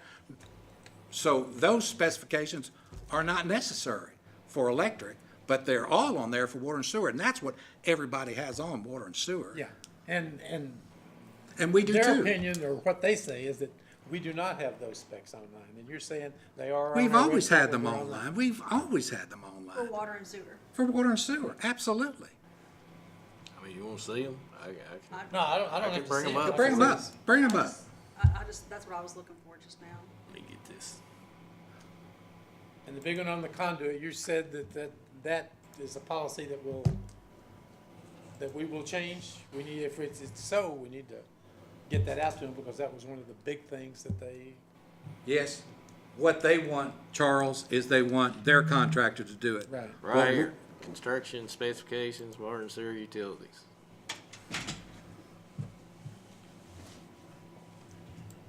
So the conduit, you're okay with, and. Well, we're if gonna you put want to the- look at these, then, I mean, I don't know how many pages there are, but No, I don't I see mean, the point. it's a I lot of think- pages. It's over. Chairman, I had a 300 conversation pages. with the general manager 2 months ago, and I think this is it, and Mr. Fay, you can correct me if I'm wrong. Not all individuals with a license are created equal. And I would wanna make sure that whoever's pulling that line or whoever's doing whatever work was somebody that was properly accredited. There's lots of people that have a law license, I'm in the practice of law, but I wouldn't let them do 1 ounce of work for you, for your family, because even though they have a law license, the reputation's not as such to suggest that the quality of work that they would do would be trustworthy, for example. So I think that, to me, the problem's not could they have someone else do it, but I would rather that someone else do it. You say, well, that's why you have a license, that's why you, I get that, but I would be concerned if what would the liability be for us if we allowed, would we be negligent perhaps if we just allowed them to use whoever they wanted to, as long as they had a license? I don't know enough about that how you get credentialed and the credibility of someone. They had said, to kind of ease that CUB could give them a list of people, and that CUB had the right to inspect and approve before it came online. Absolutely. If they're a licensed electrical contractor. Did you say you would do that already? Yeah. Am I mistaken? But that's what I said, but apparently, that doesn't count because we didn't vote on it.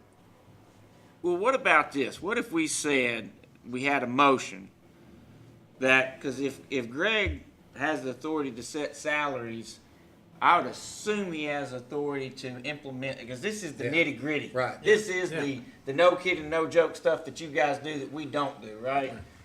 I would surely to think somewhere in the code you have the power to do this. But so if we said for the general manager, make a motion for the general manager and for CUB to promote residential development, to implement easy to understand and access guidelines for residential developers, and to maintain and balance the interests of the ratepayer and the general welfare. I mean, isn't that what we're looking to do, to stimulate growth, stimulate residential development, but at the same time protecting our ratepayer, at the same time protecting the general public?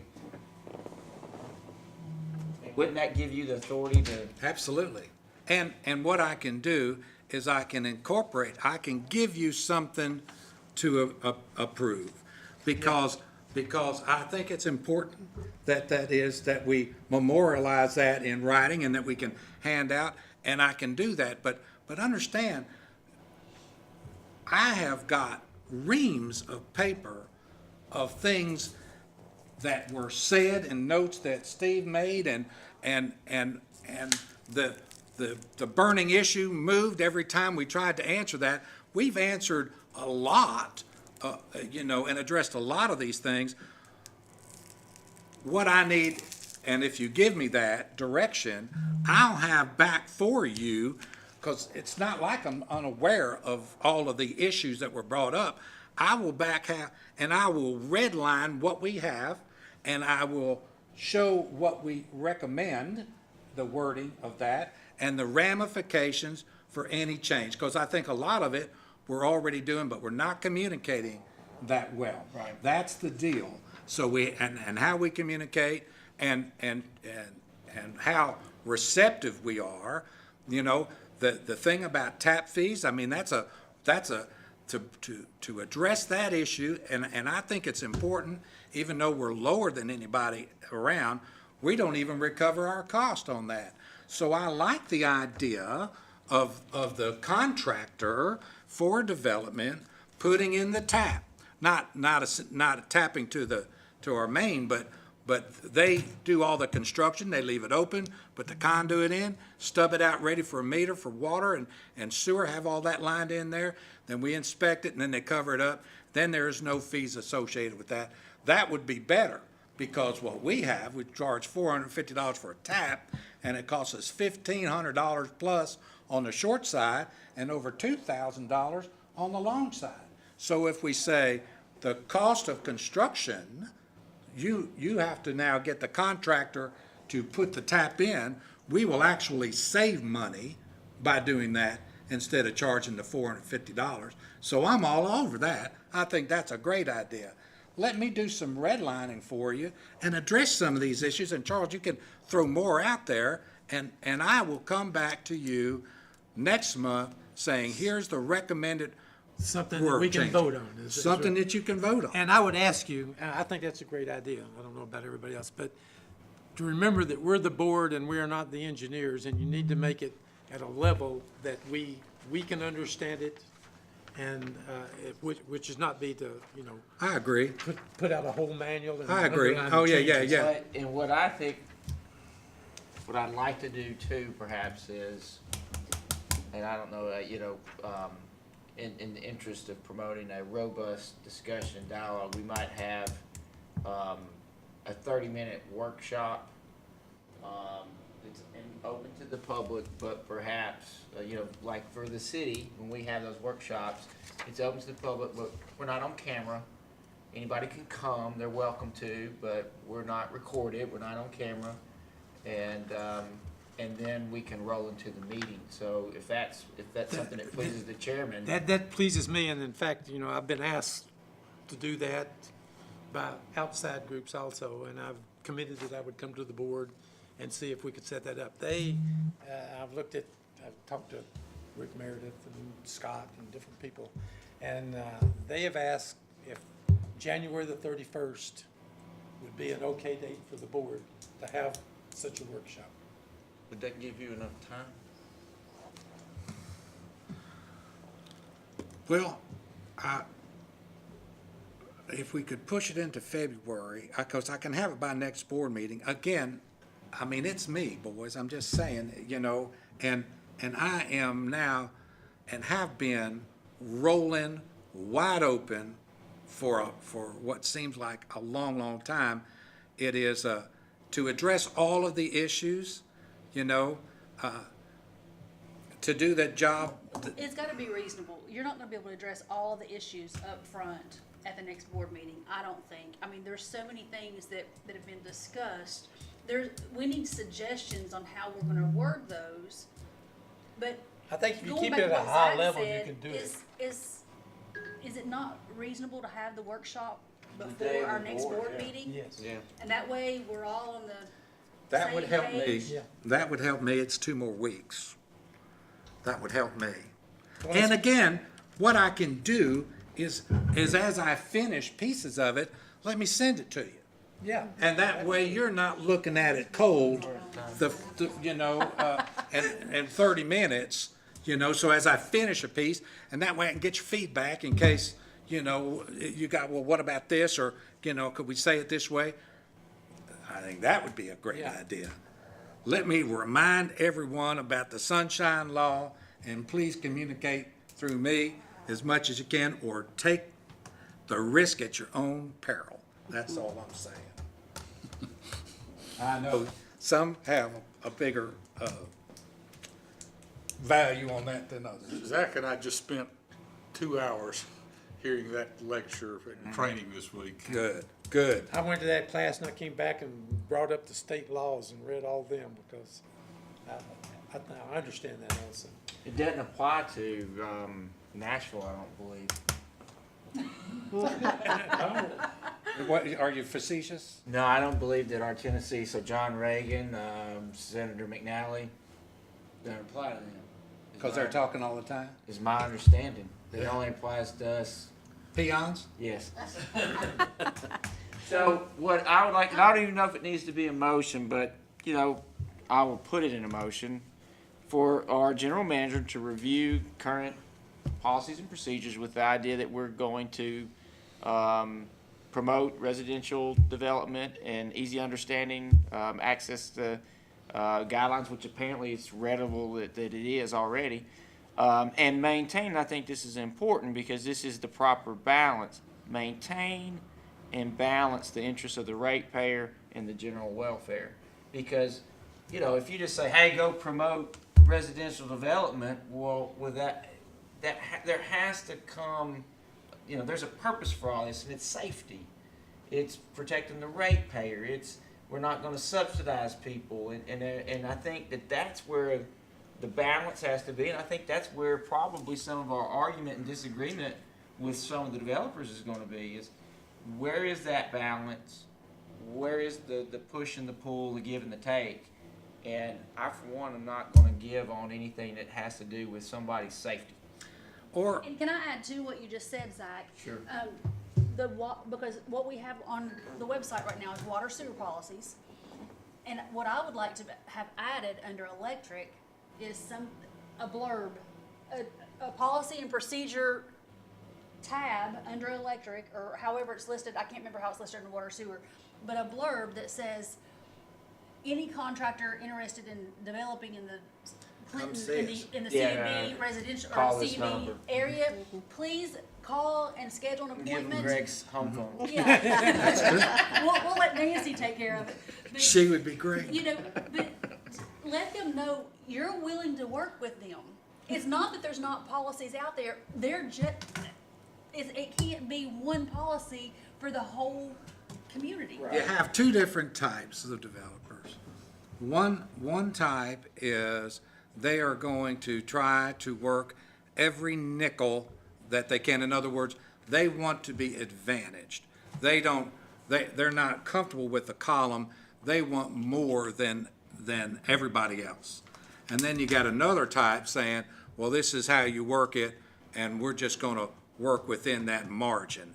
You know, to listen to this group, and I think we need to listen to everybody, but you've gotta take it with a grain of salt, because they can twist and misrepresent and mislead on a lot of things.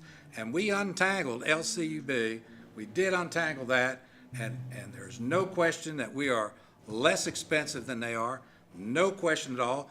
They give rebates back, but they give back the money that they took up front, but not all of it. If you don't develop 100% of those lots. So I'm just saying, and they'll look at you straight, and maybe they believe what they're saying, but it is not the case. And given time, we can untangle all of that, but it doesn't change the perception. And we cannot argue that there is a group that within our development community that are vocal and negative, and apparently they have somehow convinced our city representatives and our chamber. And again, there is The planning commission. but a pretty good tie from the chamber to the Hollingsworth, corporation.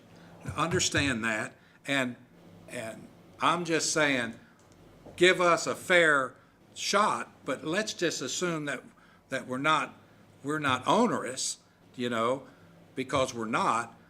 And then if we can get that word out, and we'll use Rick to help us get that positive message out, I think that will all benefit from that. But make no mistake, there's development, housing, residential development going on today, yesterday, and tomorrow, and this isn't the last bus leaving on residential.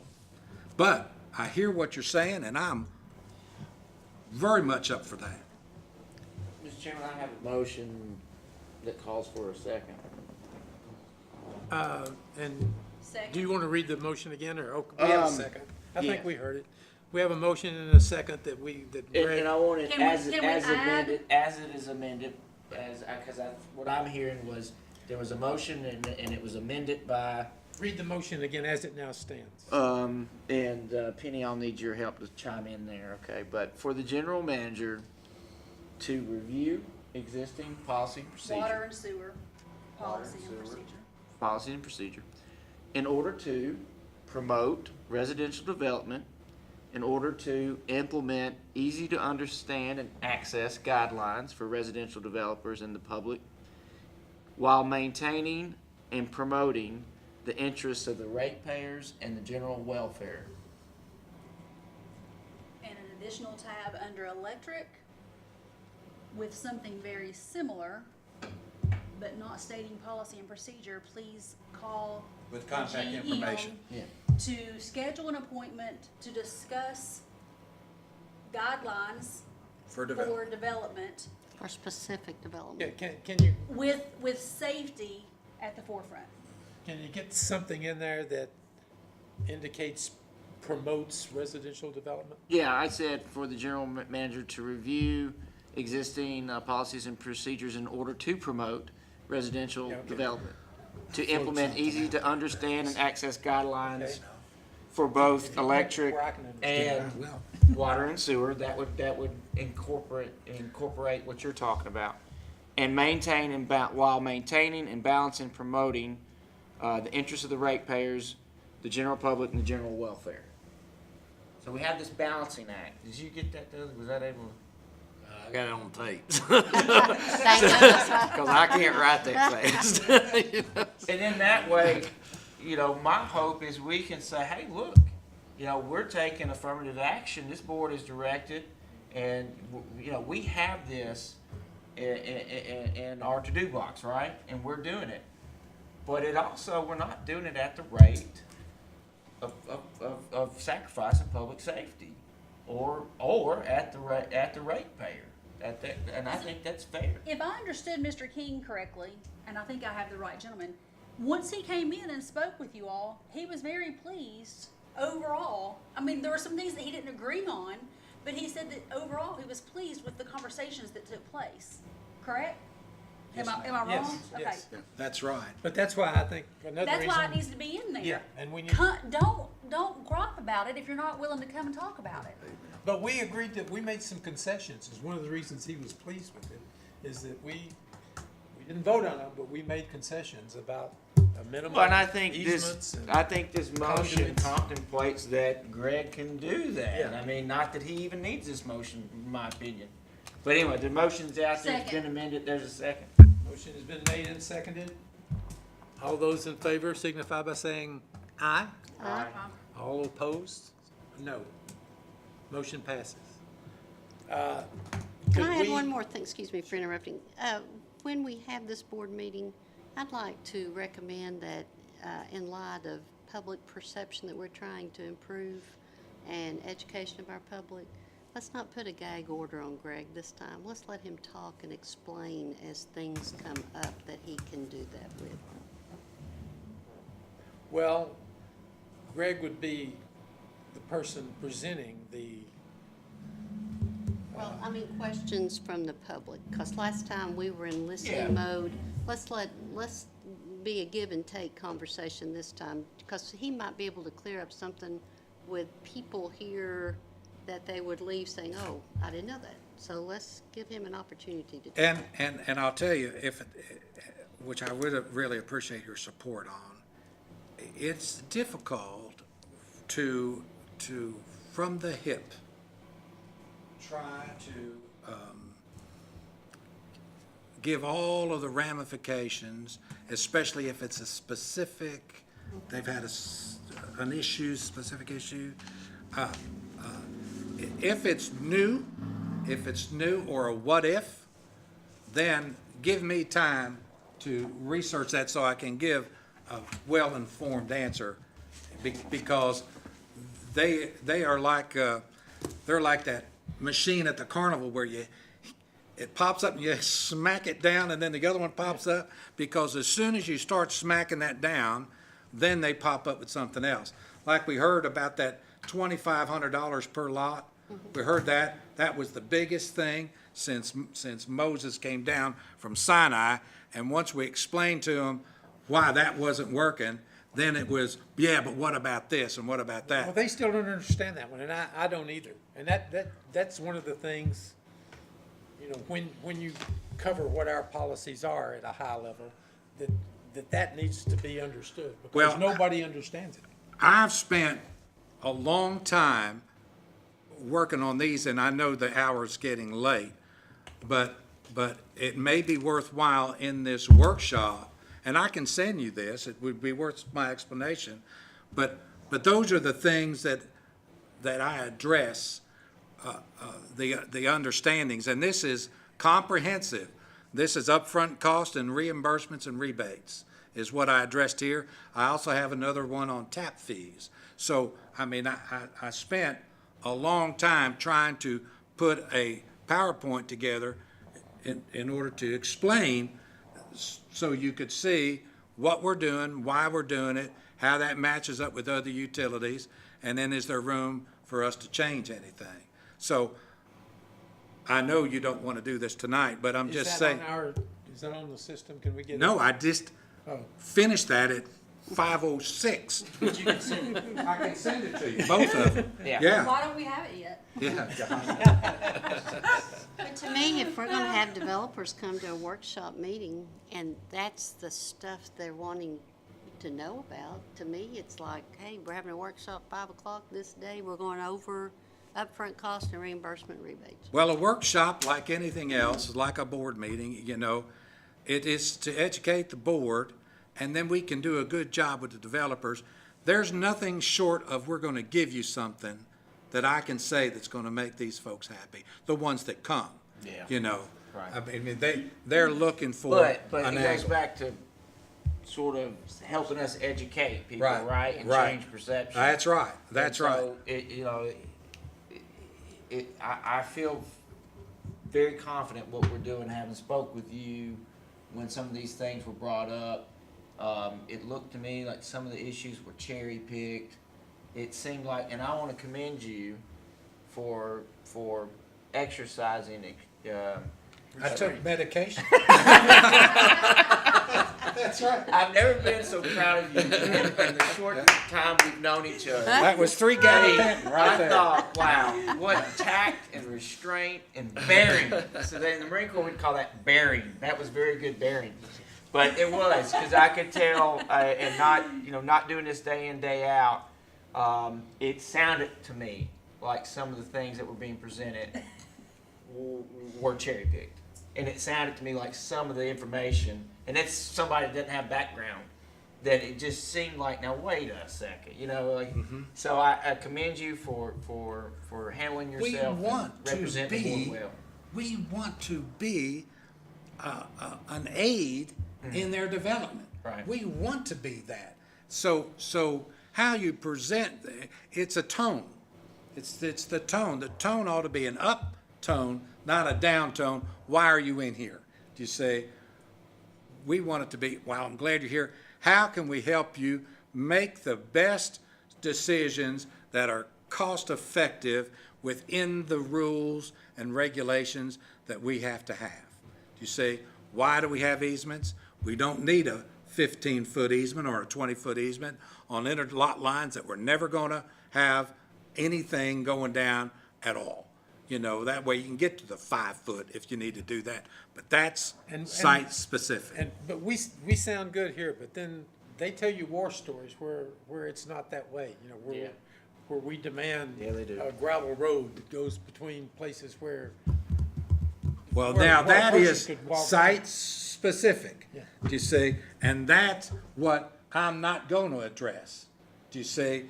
What they happened to Mr. Duncan back when Reagan was president, I can't help him with that. Do you see? I think a positive way to do it would be to let them know what the minimums are, and with the stipulation that These site specific, we may not be able to do that. That's exactly right.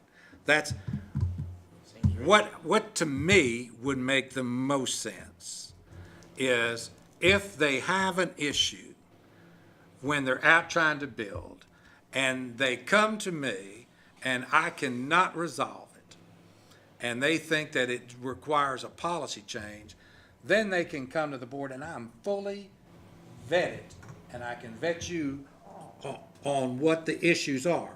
And I've done that in the past. But, so if they want a gravel road or we want a gravel road and they don't want to put it in, then they can say, well, I'm going to kick that up to the board. Then there will have to be, that's a policy because what we need, if we've got, and if, I'm assuming the gravel road is, we've got a lift station in behind it, which means we have got to have access, all-weather access to that station. Do you see? Somehow we got to get to it because if we bring our service truck in, we are going to be landscaping that whole subdivision. Do you see? So we require the ability, if we've got to put if it's a low pressure system and we got to sink a tank back in down there, we've got to be able to get to it to get in and get out of that. So See, to me, that's what Greg is, just a simple explanation in a minute would just clear that question up, and then we could move on. But see, we don't know that, and they might not know that, but you're right, we might not change the mindset. They know specific instances, and they multiplier. They go out, you know, if somebody has a bad experience, like if somebody doesn't think they should have a gravel road that circles this. Well, maybe And that's not a good CED says idea. they I do. was just trying to educate and Yeah. change perceptions in the quickest manner. Yeah, and to Greg's point, we can't help things that happened 20, No. 30, 40 Yeah. years No. ago, okay, you know, right? So let's deal with going forward. And so this board has heard the concerns, we're addressing the concerns, but, you know, at the same time, this board, I mean, as a city council member, I want to see residential growth. I have plans, dreams, and aspirations for this city. I'd love to happen, but Do they include the tower? But not at the expense of the ratepayer, right? I mean, that, I just keep going back to that is To me, that's our primary fiduciary duty. fiduciary duty to right? protect the Right. ratepayer. And part of that protection is to be open to development, you know? But everybody has variations of the theme. And everybody's gonna get their money from one way or another. Rebates require upfront money, you see? Most 99% of the time that I'm aware of. So sooner or later, they've got to get their money somehow in order to operate. And what we want to do, and what I want to do, and what I will recommend that this board always do, is we don't subsidize developers. We don't subsidize developers with ratepayers' money. We've got current residents now that have paid the price, and the fact that the facility is out there is an incentive because they wouldn't develop if the infrastructure wasn't already there, you see, for them to get to. So we don't take ratepayers' money and say we're now going to subsidize that development, which means the beneficiary of the improvements are being paid for by the ratepayer. The beneficiary of the improvements to the developer are being paid for by the ratepayer. The developer needs to shoulder the cost for his development, not the ratepayer, the current ratepayer, to do that. With a little bit of exception to that, I mean, it's got to be within reason. What if, you know, the city of Clinton had an opportunity to have a super company come in and build all kinds of neat things down on the waterfront, restaurants, shopping centers and stuff like that, but it was gonna require an upgrade of the facilities in order to support that. So,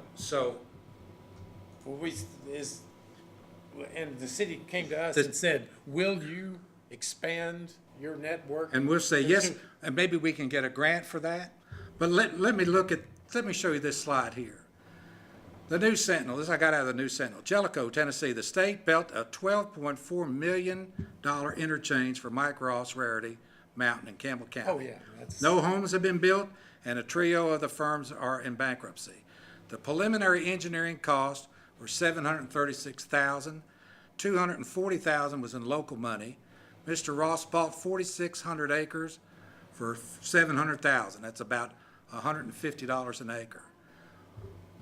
Locally, the local government put up $240,000. What did it cost the ratepayers? Nothing, because they wouldn't put up the first pole, the first wire, the first water main, unless they got their money up front. So that's a great sign, but that's the only thing up there. So Mr. Ross had a great deal, put this up, and we're gonna build a golf course and everything, but the city lost $240,000. But the ratepayers didn't lose a nickel because they didn't speculate on that advancement. So I put down here, because this is what the paper said, it's not a total loss, because Campbell County resident who teaches 5th grade at an intermediate school, she has cut her to work time by 10 minutes. So that's a $12 million exchange, you know? I'm just saying. People make bad judgment, make bad decisions. But our protection is to the ratepayer. The taxpayer, the city, Zach's group down there, if they get a good deal, and we can get a grant to where we don't put it on the burden of our current ratepayers. For Mr. Hollingsworth, 152 lots, and although I think now he's saying it's 179, but let's say 152, tap fees, waive those, that's $143,000. You know, that's about $25 per ratepayer that we would have to make up. And I'm telling you, you poll the folks in Clinton. Not me. And say, would you care to spend it's just, I'll put an adder on the bill, $2,500 for Joe Hollingsworth development. You know, I'm telling you, that you'll have a full house here and at City Hall. So if we protect the ratepayer, how do we do that? And I think that's our first responsibility, and promote development, but not subsidize and make improvements on private property with ratepayer money. Well, we're here to do, I mean, the city is our boss, really. That's, No, we are, boss. well, Yeah. the city, the mayor appoints the board and the city. But they separate us Yeah. from the city, Charles, because they want us to make these non-political decisions. Right. Because now that's an option that just struck me, and maybe Zach can negotiate this for water and sewer, for example, and the concessions and putting in the lines and doing the extension. We're in great shape. We've got no debt. We've got $2 million. The city takes it back over, water and sewer, since they gave it to us in the You sixties. don't- Yeah, you don't want water and sewer. No, we don't. We don't. I'm keeping you, buddy. We'll give it to you. But I'm We'll saying. pay you a little bit to take it. I'm saying that then the taxpayer and the ratepayer essentially, except for Claxton, they become the same person, do you see? But they need representation on this board. If we tax them by speculatively investing in private property, it becomes a hidden tax. If their rates have got to be adjusted to offset that loss of revenue, then I'm saying that at city council, they can go down and they've got an elected official that they can call. But here, they don't. These are appointed. So we have to be careful about how we spend ratepayer money. Don't invest in private property improvements. Well, our ratepayers that are there now, including me, we didn't pay to build the infrastructure that's there to support us. That came from, I guess, bonds that were produced somewhere or loans or something. Essentially, that came through rates, and that's part of the tap fee. Some people call them impact fees. So when you go to Memphis, or here's Nashville, they've got to play, everyone based a sewer capacity study, which you've got to pay for, and then they are assessed $500 per unit, which is 350 gallons per single family. So for Mr. Hollingsworth, he'd have to pay an impact fee of $500 per lot. Because, and that's got nothing to do with the tap fee, that's an impact fee. Do you see? Because they're saying that he's impacting their system, and in order to impact the system, he's got to make that contribution. We're not charging an impact fee for anybody, so that's an inducement to build here, because we're saying that the millions of dollars in collection system and our wastewater treatment plant, until it's filled up, and when it is, we'll go to bonds and we'll have an addition to it. But that's one of the things that we provide is, first of all, he doesn't want water and sewer from us. He wants it from ACWA. Yeah. You know, but the reality is we're going to treat the sewer, because then ACWA turns to us and say, treat my sewer, you see. So we're not charging ACWA an impact fee, but when we get up to 80% capacity at our wastewater treatment plant, we have got to file with the state plans for how we're going to increase. There in South Clinton, we're going to grow, and that means that's millions of dollars. And who's going to pay for that? We're going to borrow the money and socialize the cost to everybody on the system. But once we start letting people off the hook from paying or making a contribution with opening and closing and the tap fee that represents, which is ours is the lowest anywhere, then that is that much more that we are losing. But the developer looks at that as a gain, you see, And I'm just saying, in order to extend infrastructure to meet that developer cost, then at no cost to them, somebody has to pay that. It's not free, and that means the burden of that is on the rest of the ratepayers. Then here they have licensed utility contractor. That's the point you were making. We want a licensed utility contractor, not just a contractor. If they're a licensed utility contractor with the right credentials, and there's plenty. I mean, we use several, you know. And you could recommend those. Oh, absolutely. CUB. Absolutely. I mean, they're doing endorses stuff these, yeah. for our industrial right now. So everybody's got a little variation to the theme, but, and I'm saying that we are at the lowest end of the level on cost, not only to the developer, but the end user when they come in. The hundreds of dollars that we save, thousands of dollars that we save annually because of what our rates are.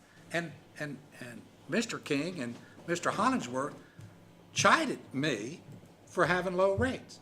Your rates are too low, he says, because you need to raise your rates and use that excess funds in order to provide these incentives to the developers. Honest to God, I couldn't believe it. Because he doesn't want to pay it. Yeah, here's the cost per year in savings for, this next slide, Dud, right there. The annual savings from ACWA, KUB up to Oliver Springs for non-CB customers. Now, if you go up a little bit, you'll see where it is for in the city. I've got to control that, buddy. All right, You're got it. done. Here, Lenore City. Take your power. We charge what their rates are and what living inside the city. The difference annually is they're paying $411 more in Lenore City. They're paying $600 or $861 more a year in Rocky Top. In Oak Ridge, our neighbor right up the road, $708 more a year. This is what our water and sewer customers are saving by not living there, you see? So when Hollingsworth talks about a $400 difference in a low pressure pump, that our customer makes that back in less than a year, you see, by the savings of what we charge over whether they lived in Lenore City. It would be almost a half a year in Oak Ridge. Two things that you mentioned that, I just happen to remember that. Another one of the things that they come at us with is, why can't we use a low-pressure pump that meets your specifications? Why do we have to use the brand that you They say? don't, Charles. They never have had to do that, and our They somehow get the. They do that, Charles. The impression. They do that. That's, I Okay. mean, they say those things. That's one of the things that. But it's been somewhere you can been infer. in black and white forever, you know, but it does have to meet our specifications. Yeah. And part of that is, we have to have a history. Dan got a call, and since it's business, I mean, I won't be specific, but was invited out to lunch, to where from a group that we know over here, to introduce him to the president of the company that made a pump. And he was gonna convince him why our E1s are inferior to their pump, do you say? And Dad says, well, I don't need to go to lunch. You know, send me the specifications and the track record at other utilities, and that's all I need. You know, of course, we never got that, you see. But why is it that they're still pushing us on pumps? Because we don't care what ACWA puts in. I don't care if they put one in from Lowe's, you see. A $200 pump at Lowe's and change it out every 6 months. I don't care. Because they want, ACWA wants to know that we approve this pump, because they rely on us. And I don't mind that. You know, we want to help them every way we can, and they don't want an inferior pump either, but they don't have the expertise there, you see. So I'm just saying, when the only side you listen to are the developer side, then you're missing maybe 75% of the accurate facts. And let us fill those gaps in for you and fill them in for them too. And the other thing that I was gonna say is just from a business standpoint, it seems as if we would, as a part of our ongoing business, want to be continually upgrading our infrastructure in case there is growth that comes somewhere, that we would be able to be in a better position to handle that. We don't do that, Charles, and the reason is, right now, our net income in water is $153,000 in the red. We don't speculate on potential growth. We meet the need when it's there. So we've got to have a bird in hand, so to speak.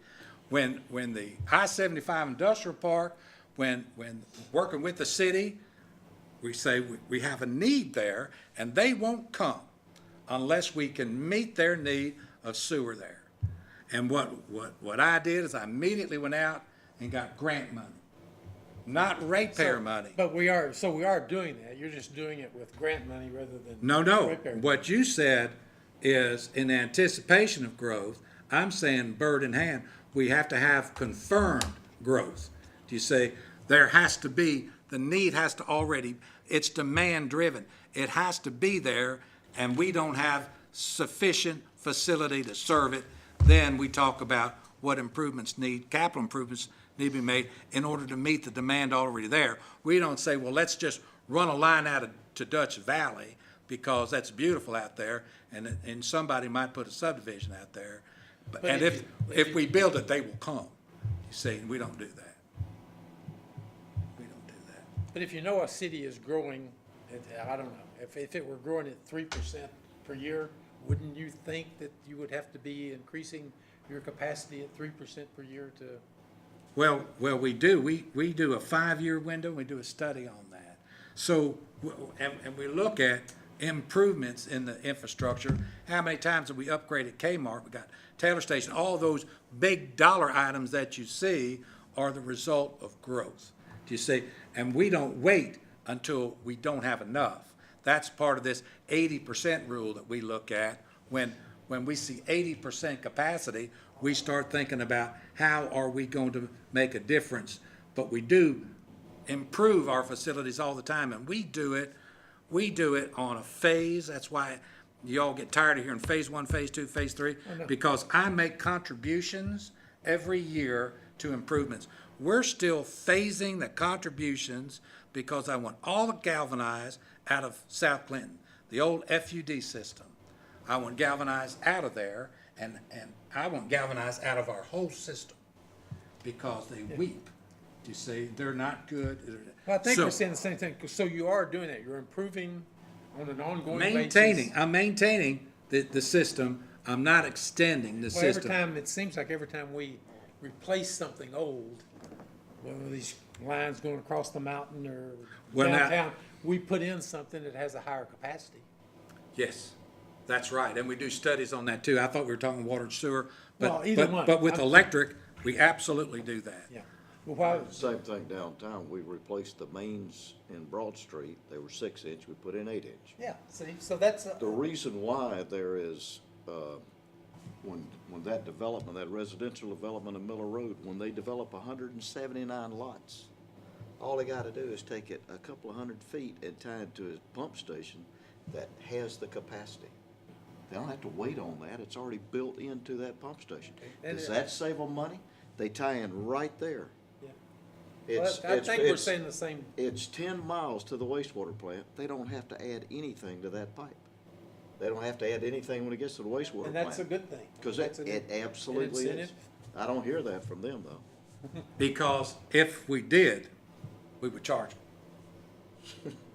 If we had to spend hundreds of thousands of dollars We have to charge them. we would charge them. Can we pick a date for this workshop? I thought we all said the day of the board meeting. Yeah, the day of the board meeting would be my 5 o'clock instead of 5:30, something like that? correct. Uh, If that pleases the chairman.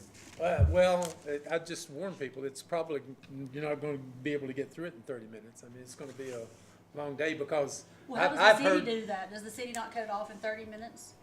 Or do you go over? I mean, how does I that mean, work? it can be up to, I mean, this is not a gripe session. It's to come and voice some concerns and us respond to I thought it those. was for me to present to you recommended changes in policy. yeah. And I At the think, workshop, that's what we're gonna do at the workshop? yeah. Okay. But you know, any workshop's open to the public. I mean, and if chairman wants to address the public, and if the public wants to. I'm just know there's gonna be a lot of public there. There's gonna be the chamber there, And there's I gonna be think, the city I there. think this is a there's good planning place position. and a good way to do it. This is my opinion. But I'm just saying, it's not gonna be a 30-minute meeting. So be it. Is everybody okay with another long night? I don't see how we're gonna get around it. I mean, we're gonna have to face this, and we're gonna have to Yeah. educate people, and if it takes a little time, I think that's what we've gotta do. Well, is it all right with you all, if you like this, because I think that this is important and it gets brushed to the side a lot, what our rates are, you know, our tap fees, how we compare with others, the annual savings that we have, and things like that. I think it is pertinent to when you talk about tap fees and what you want to waive as to where we are and how we stand up with everybody else. If we're trying to get out a positive about Cub, this is a positive way to do it. And when I talk about what they're doing, impact fees and everything else associated with that, I mean, am I off base on trying to provide that information or what? I think some of this audience is gonna be more interested in understanding the $2,500 a lot than some of your graphics, because it is very confusing. They're gonna know about tap fees, rebates, $2,500 a lot. Those are the tap things that they're gonna, conduit, pumps. Personally, I would rather this be a separate session before the, next board meeting, just because I don't know that we'll ever get around to having a board meeting, and I don't think we'll be able to do it in this setting. And that's why I asked Zach if, when they do the workshops at the city, if they have like a cutoff time. We're not gonna solve all the issues in one workshop. I mean, I We think it needs to could, I be- mean, you could say, with the understanding that we're not gonna be able to address all the issues, but I would reserve at least an hour's worth of time to talk about it. And that's fine, but, I mean, And then like, you could and cut it then off have at the an board, hour. and cut it off, and then have a board meeting after that. And if we need to have another workshop the next month, then we have another workshop the next month. I mean, it doesn't have to be a one-time event. No. 4:30? Could meet at 4:30? I could meet it. I'm here. What day is this? Second Thursday of every month. February the 14th. Valentine's Day, The 14th. a late meeting on Valentine's Day. Everybody's going to Luke Combs on Friday night anyway for Valentine's Day. Okay. What, you don't have your tickets? So are we going over, is Greg gonna present this to us, or is it gonna be another session for developers to ask questions?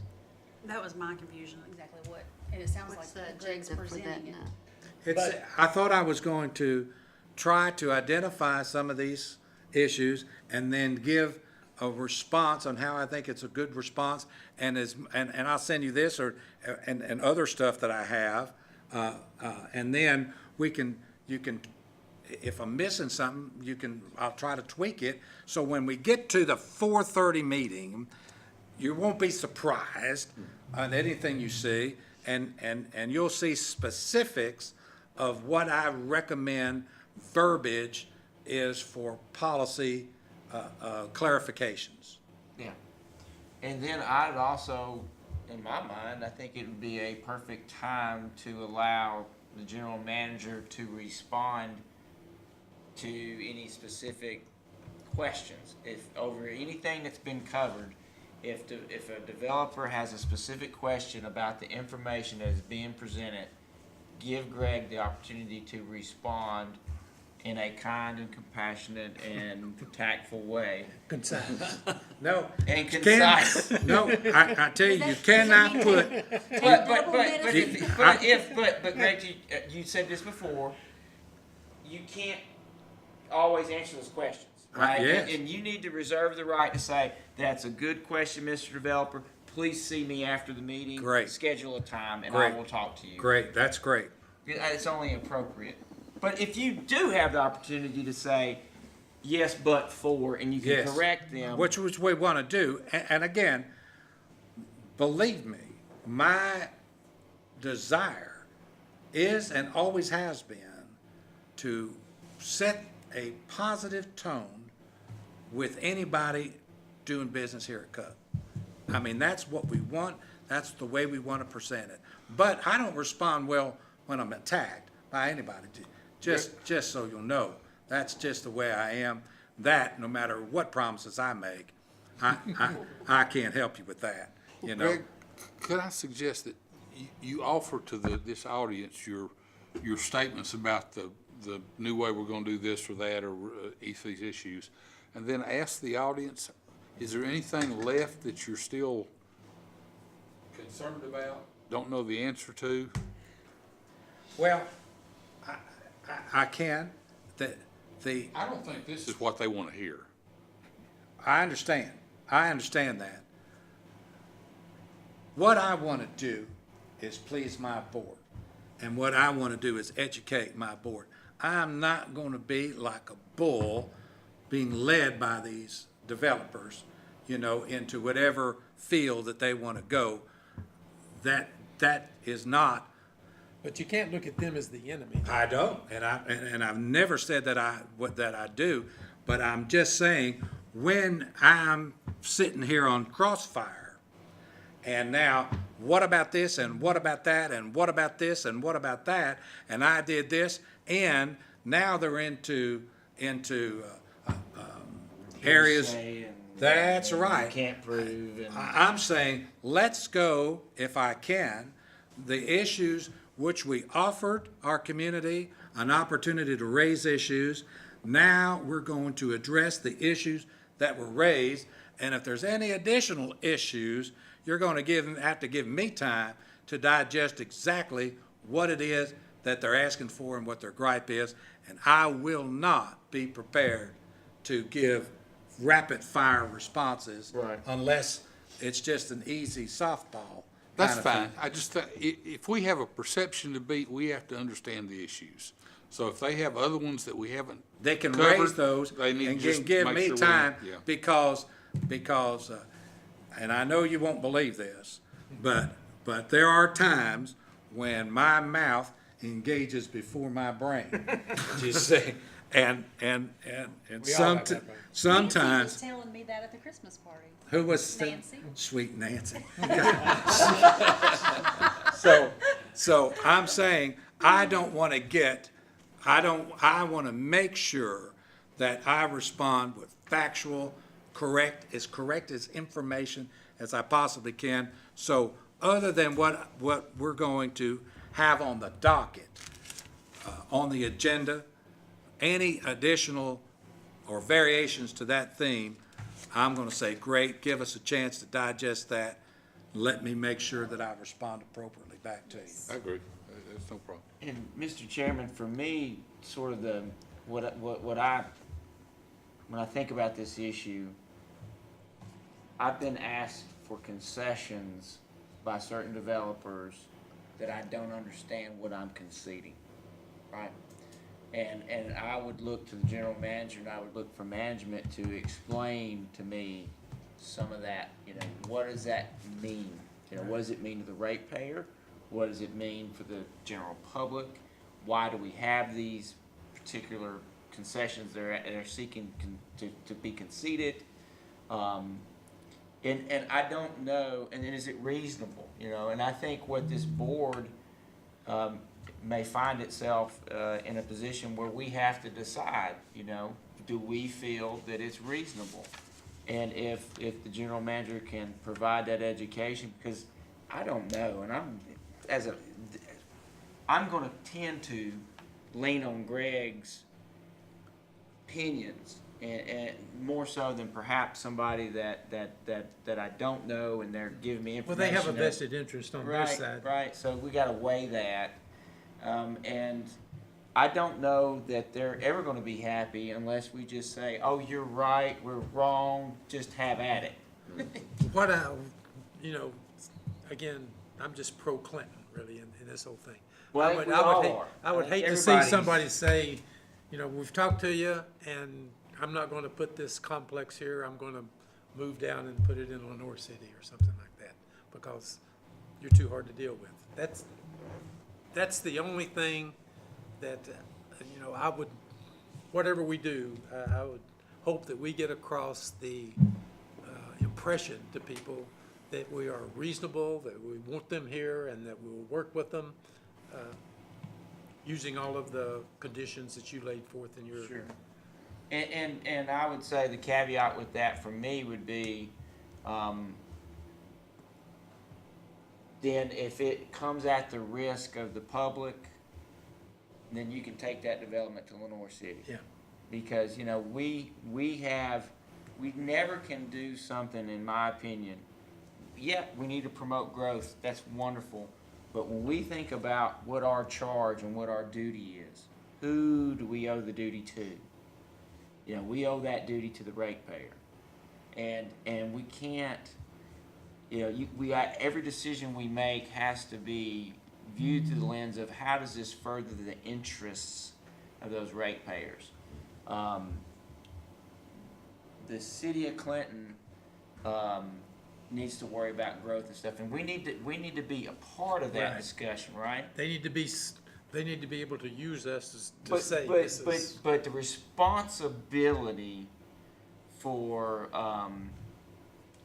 growing Clinton doesn't lie exclusively with this board, and it may not lie with this board at all. At all. So, you know, I think what we have to be is good partners and create the right environment that people enjoy working with, and that just because they can rely on solid service, water turns on, when I turn on my faucet, I flick on my electricity and the lights come on. You know, we provide consistent services and we do it in a pleasant manner, right, with low costs. And that's what promotes growth. Why do I want to build a development in Clinton? Because they got great city schools, you know, because they've got low taxes. That starts with the city. Oh, and by the way, the rates on electricity and sewer are some of the lowest in the area. That's why I would want to develop, you know, something in Clinton. And I think our piece of that is, you know, honestly saying we've all heard it from developers and from stakeholders in the community. We're going to take a look at it. We share their vision of we want to grow and we want to be pro-growth, but we're going to operate within our role and our duties, right? And I think that's a fair statement. Did all of you see the article in the Sentinel a couple of weeks ago about Clinton and the potential for Clinton? Yes. And where it was going? It was a very positive article, and very, I mean, it would make people think that that would be a good place to look to live, or that would be a good place to look Always to. has. Yeah, I mean, that's why I moved It's a back here. great place to live. That's why I'm still here. Several years ago, we had a developer, a major developer in Clinton. He had a lot up towards the interstate, and there was water standing in it because it was in a low plain. And we had a manhole that was above ground. And he opened the manhole cover in order to let the water drain in. So it drained the water in his lot. Well, we told him he couldn't do that, and he did it again, and we told him he can't do that, and then we went and sealed it. So he couldn't do that. So he brought a high lift in, and he got in under the manhole and just lifted it right off, which was better for him because it lowered the elevation, and then more water could get in there. So I said, well, Betty, you're going to have to pay for all of that. And he said, no, and I sued him. And not only did I sue him for the cost of repair, but I sued him for the fact that we had to get our pumps, the mud, all off of that, all downstream. So we went to court and he lost, and he had to pay all of that. Now, I'm telling you, there's no way that guy or his descendants is ever gonna have a good feeling about Cub. I can't change that perspective, and that is really when the negative started. And what I didn't do is when we hear little snippets, I didn't jump right on that and challenge that and bring that to everybody's attention, but He should have been prosecuted. he was prosecuted. He was prosecuted and he lost. So that's the deal when there are those, they put dirt on our water main and they sunk it down 20 feet. So now our main down, they piled the dirt on to where now our main is 20 feet and we don't have anything to get 20 feet. We told them they had to relocate that. In other words, you gotta bring those mains up so we can get to them. He says, well, don't worry about that until you have a break. I said, no. So we made them relocate. In other words, they had to take, and we built the line to where we could get to it. They're never gonna be. But those are the hard calls that I make to protect the ratepayers and to play along to get along. These guys would throw parades for me if I would just concede in giving them an advantage. But nobody gets the advantage that everyone else doesn't already have. If you're gonna build one house or 50 houses or 1,000 houses, as it comes to Cub, you get the same level of treatment, and you have to follow the same policies. Now, is that developer friendly? I don't, I think it is because it's fair and it's equitable to everyone. Part of the state law is that you can't discriminate in class either, but everyone gets treated that same, and it's not because if you're a thug that you're going to wear us down, and we're not going to pursue that because we protect the interest of Cub and at a personal cost to our reputations and everything else, because that's a circle we don't run in and the poison gets spread. But let them say with specificity what issues that they have. Let us give us an opportunity to address that.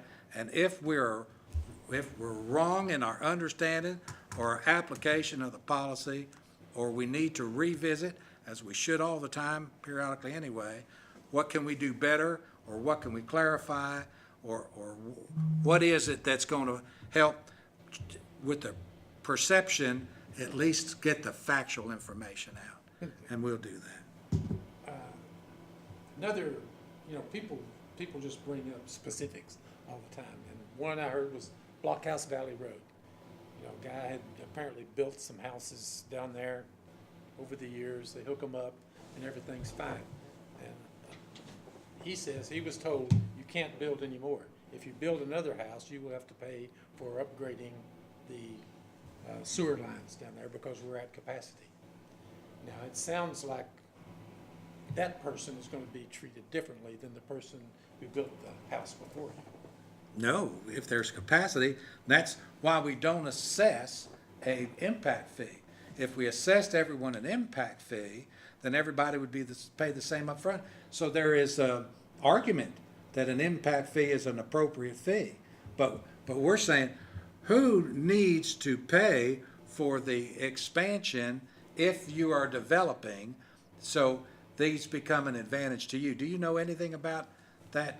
Blockhouse Valley, you remember when David, it's that David Lane down there? we looked at the areas that did not have sewer, and we put in Low low-pressure pressure. sewer along Blockhouse Valley, and we sent letters out to everybody, and the people that wanted a town at that time, we paid for the E1, CUB did, and we paid for all of the mains. We got a grant for that. And they tapped onto it, and the ones that said, nope, my septic tank's fine, I'm okay. I don't want you to put a tap on my property right now. He said, if you'll do it in 6 months, we'll pay for it. Otherwise, later, you'll have to put that E1 in. Well, the lots on Blockhouse Valley go up to the top of the ridge. And some of those lots had a house at the bottom, and they put an E1 in. Now they want to build a driveway up and put 15 more lots on that one little area right there. Well, an E1 system is designed with a low-pressure force main, and that force main is designed for a certain number of taps. And when those taps, when you design the system, who wants to be on it, who could probably be on it, and you count the houses, and you say a total build-out, everybody could be served with this size line coming into a collection system somewhere. This guy's house, that lot could be served with that tap. We included all that in the design. If he adds 15 lots on that lot, we can't serve that. It was not designed for that. Well, why didn't you put in a bigger pipe? Well, if you got a force main, it has to be able to move the sewage. If you got a larger line, it moves it like this, and then solids settle out, and then it backs up and it plugs. So a low-pressure sewer system is designed to move the flow into the gravity sewer a little bit at a time with these little E1 stations. It's all designed, it works great. Until you tie too many people on, and then what do? You can't expand the size of that pipe. You have to put in another pipe. When you get to the point where it's full, you can't do anything else, because like Greg has said 100 times, the straw's full, you can't put it in. So everybody that had that house or that lot is able to tie on that one lot, that one house, not a development. Now you got a development, it's just like a water main. You got a 2-inch main that runs out there, serves everybody. One guy wants to come in and build 20 houses, that 2-inch main is not gonna serve everybody out there. So he's got to expand everything from that point back to where the larger main is. All that's at the developer's expense.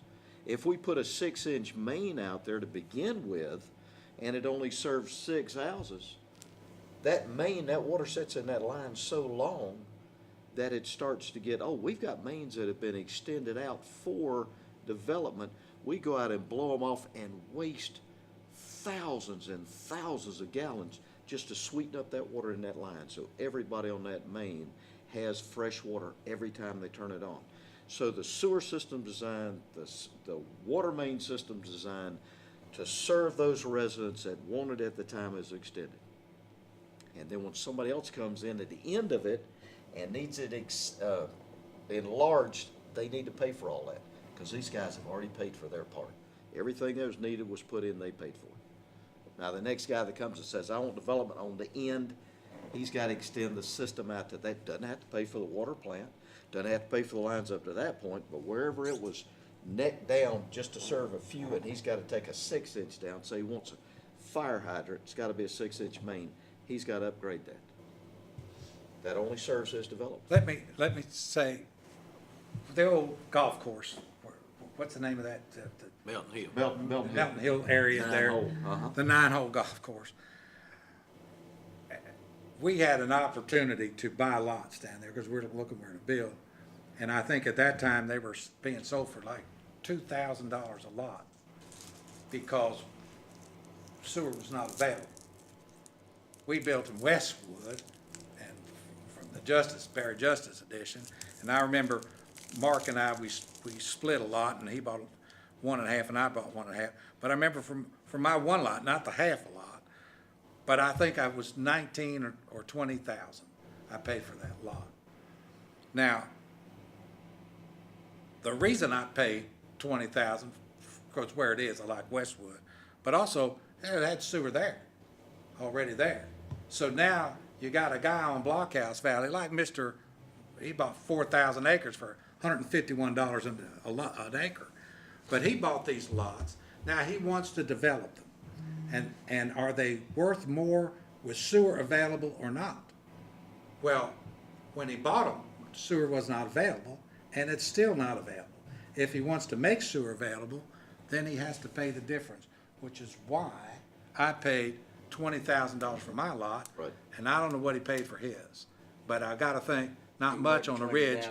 He didn't pay $20,000 on a ridge going up Blockhouse. So that's the whole story on that. But it sure sounds unfair Yeah. when he says, he didn't pay nothing and now I got to do a main all the way to the wastewater treatment plant. I mean, so there's good reasons for all of that, given an opportunity to explain, but it sure doesn't make him happy because he's lost his ability to develop that many lots on that much land. He can put a fill line in, but he can't do a 150 by 200 foot lot. He's, And when a man comes in and sewer's not available, and it's not cost effective to extend it for him, and he goes to the county and says, can I put a septic tank on that with a leach field? We always approve that. right. We encourage the growth, so he's got options. You can put in a septic tank and a fill line in the city, if that's more cost effective for you. But if you want public sewer, we have to provide a level of service, just like everybody else gets. And There's he's always gotta pay more for that. to every story. Every Yes. story. Well, I think what it's like is it is sort of analogy to the gentleman that started our meeting off. Hey, I think you guys ought to pay for this. Yeah. We, And I was, well, sure, I guess and so, they, you know? and they said, and the insurance company says it was you all. Yeah, You know. but nonetheless, I still feel, Yeah, you know, right. and so I think we see that play itself out over and over and over in just different ways. And I go back to, if we look at the way, and I hope Mr. Bounds felt like he was treated fairly, Yeah. felt like he was treated I hate kindly, that. felt like he was listened to, and I think that's, even if we get to know, even if we have to tell people no, we need to tell people no in such a manner that they feel like we did everything we could do to get to yes, right? We give them that bottle of water. What we I say, listen to them, you know. what I say is, say yes until you have to say no. I mean, that's really the way we want to be. It ought to be yes until you have to say no, instead of no until you have to say yes. But if we can communicate that message, if nothing else comes out of what we're doing, if we can communicate better with But the public- if this instance was brought up, I wouldn't be turning to Dan in this meeting and saying, do you have knowledge of that?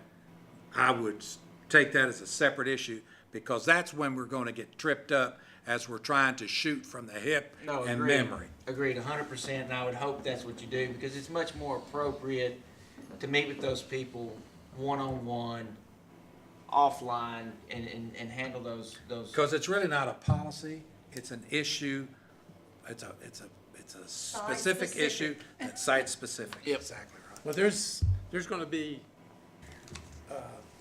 an influential audience at this meeting when we have it at 4:30 on the 14th on Valentine's Day. So if there's ever a chance, or if there's ever a good opportunity to make a positive impression and have them leave thinking these guys are gonna work with us, they're gonna be fair, they're gonna be reasonable, that's the time to do it. Because if they go away with the opposite impression that, they've dug their heels in and we're not going to be able to make any progress, then it's just going to continue to get bad or worse out there as far as our reputation goes. I would continue to emphasize that I doubt if there will be very much different in the way we deal with folks, because we're already doing that. So if they come in and they say that, they dealt with Dudley and he was mean to them, then I'll deal with that on an individual level. Or Dan said, I don't care where you put that sewer pipe. It's all Tell about, it's getting late. it's all about, it's for developers, we're gonna be saying no more than we're gonna be saying yes. Because our first responsibility is to the ratepayer, and their desire is to lower their cost. We get that, we're gonna try to lower their cost with the best attitude that we can. And you put out a couple of real benefits there, though. If you let them have their own schedule and do their own conduits and pull their line, that's a big deal to them. You know, that's, if you throw that carrot out there, I think that has a very And you positive all impact. have, and I will form up the verbiage for you to see, as again, I'm gonna do it, instead of a one big dump the day before. Yeah. As I get certain things, I'm gonna mass it out, and then if you can help me wordsmith that to where you think it would be more appropriate, you know, then get it back to me and we'll agree on, and then I'll resend it back out. So you won't be surprised about anything, is what I'm saying. All right, I'm gonna order pizza. Is there any other new business that we need to talk about? I think we've exhausted our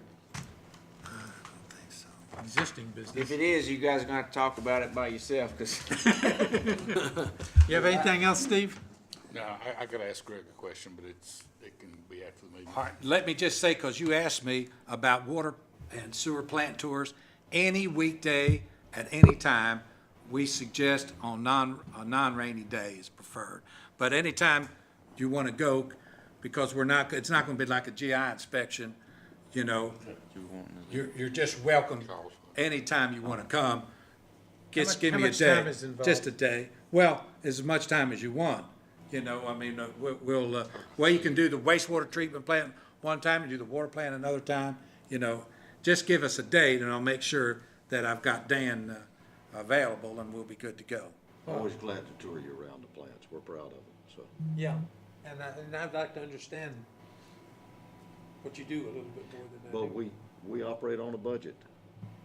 So it's not a fancy place, but it is safe and As long as it's efficient. we wanna make sure we go with you. Oh, And yeah. Just I to, don't just wanna to do it make on sure my you own. don't step off somewhere you shouldn't, not that I'm trying to hide anything, but be glad to tour you around, look forward to it. And, well, I doubt that I'm the only one who would like to do that. I'd but, like to go. yeah, I would too. Yeah, Right. I'd like to see. Great. So if you all decide if you want to do it in mass, or if you want to do it individually, or couples, or whatever, doesn't matter. Because again, we're not gonna be, in the Army, we would really elevate to the pristine level. You're just gonna see it's the store and how it works. I think the fewer times that he would have to go through it would be better, so I'd be willing to adjust my I schedule. love going through it. I'd do it every week if I had interest in it, because like I said, we're proud of it. Not a whole lot of people know what goes on down there, but the professionals, never had a violation on the state permit at all. Very high level of competence in the employees, and they're always glad to have visitors down there. As long as you schedule it ahead, be glad to meet you here and take you down. We've got I'll spare coordinate it. expedition. I'll coordinate it, buddy. And if I'm anybody, saying when they come, we could go down I'll in coordinate. mass. 'Cause my not a whole lot of schedule places is to park. more open than probably anybody else's, so. Just throw out some dates and let's see if. I'll we can send do them it. out. Good, I'm gonna pick Anything it. else? Not, how quickly do you want? Because I'm thinking, I mean, we can do it anytime, but I'm thinking if we got a little warmer weather, Yeah. might be nice. Okay, I'll wait until we get, if I see we get a little warm spell. No, that's all I have, Mr. Chairman. I'm good. Anything, Penny? I was just curious, I know it's not any of our concern, I was just curious. Are you in the process of interviewing for Ernie's job? You know, yes, the process is a funny word. Quite frankly, it has, I have been loaded, day, night, and the weekends. So there is thoughts that are going there, because that is a process. It is. You know, and what really is gonna have to happen is, it's more than one person, you know, because I've gotta get a director of engineering operations, and then we've gotta get somebody in safety, you know, I mean, so there is I mean, he's done multiple, he's with the interface with the legal team. I mean, there's a lot of open, issues that are ongoing. You know, we've got ongoing things with the railroad, you know, and there is just a lot of processes, how this Flizzer system, so I feel a little bit like a rubber band. So Yes. Do you plan to make this position, again, a combination assistant general manager? No, I have no plans for that right now. Okay, good. I think that's wise. Those are big shoes to fill. I was just wondering how that was going. Okay, I appreciate everybody's patience and understanding. I would, in closing, I'll apologize to Dudley. I think you do a great job. You're on my high list of people that I appreciate and admire. What I'm saying is, I've never been in a place where there's no salary plan, where there's no indication of what's good and what's bad. There is a salary plan. Let's not The board doesn't see it. The board sees it every year because I hand it out every year, so you see what everybody makes. We saw what they made last year, is what we see. We don't see what they're gonna make the next year. Adjourn.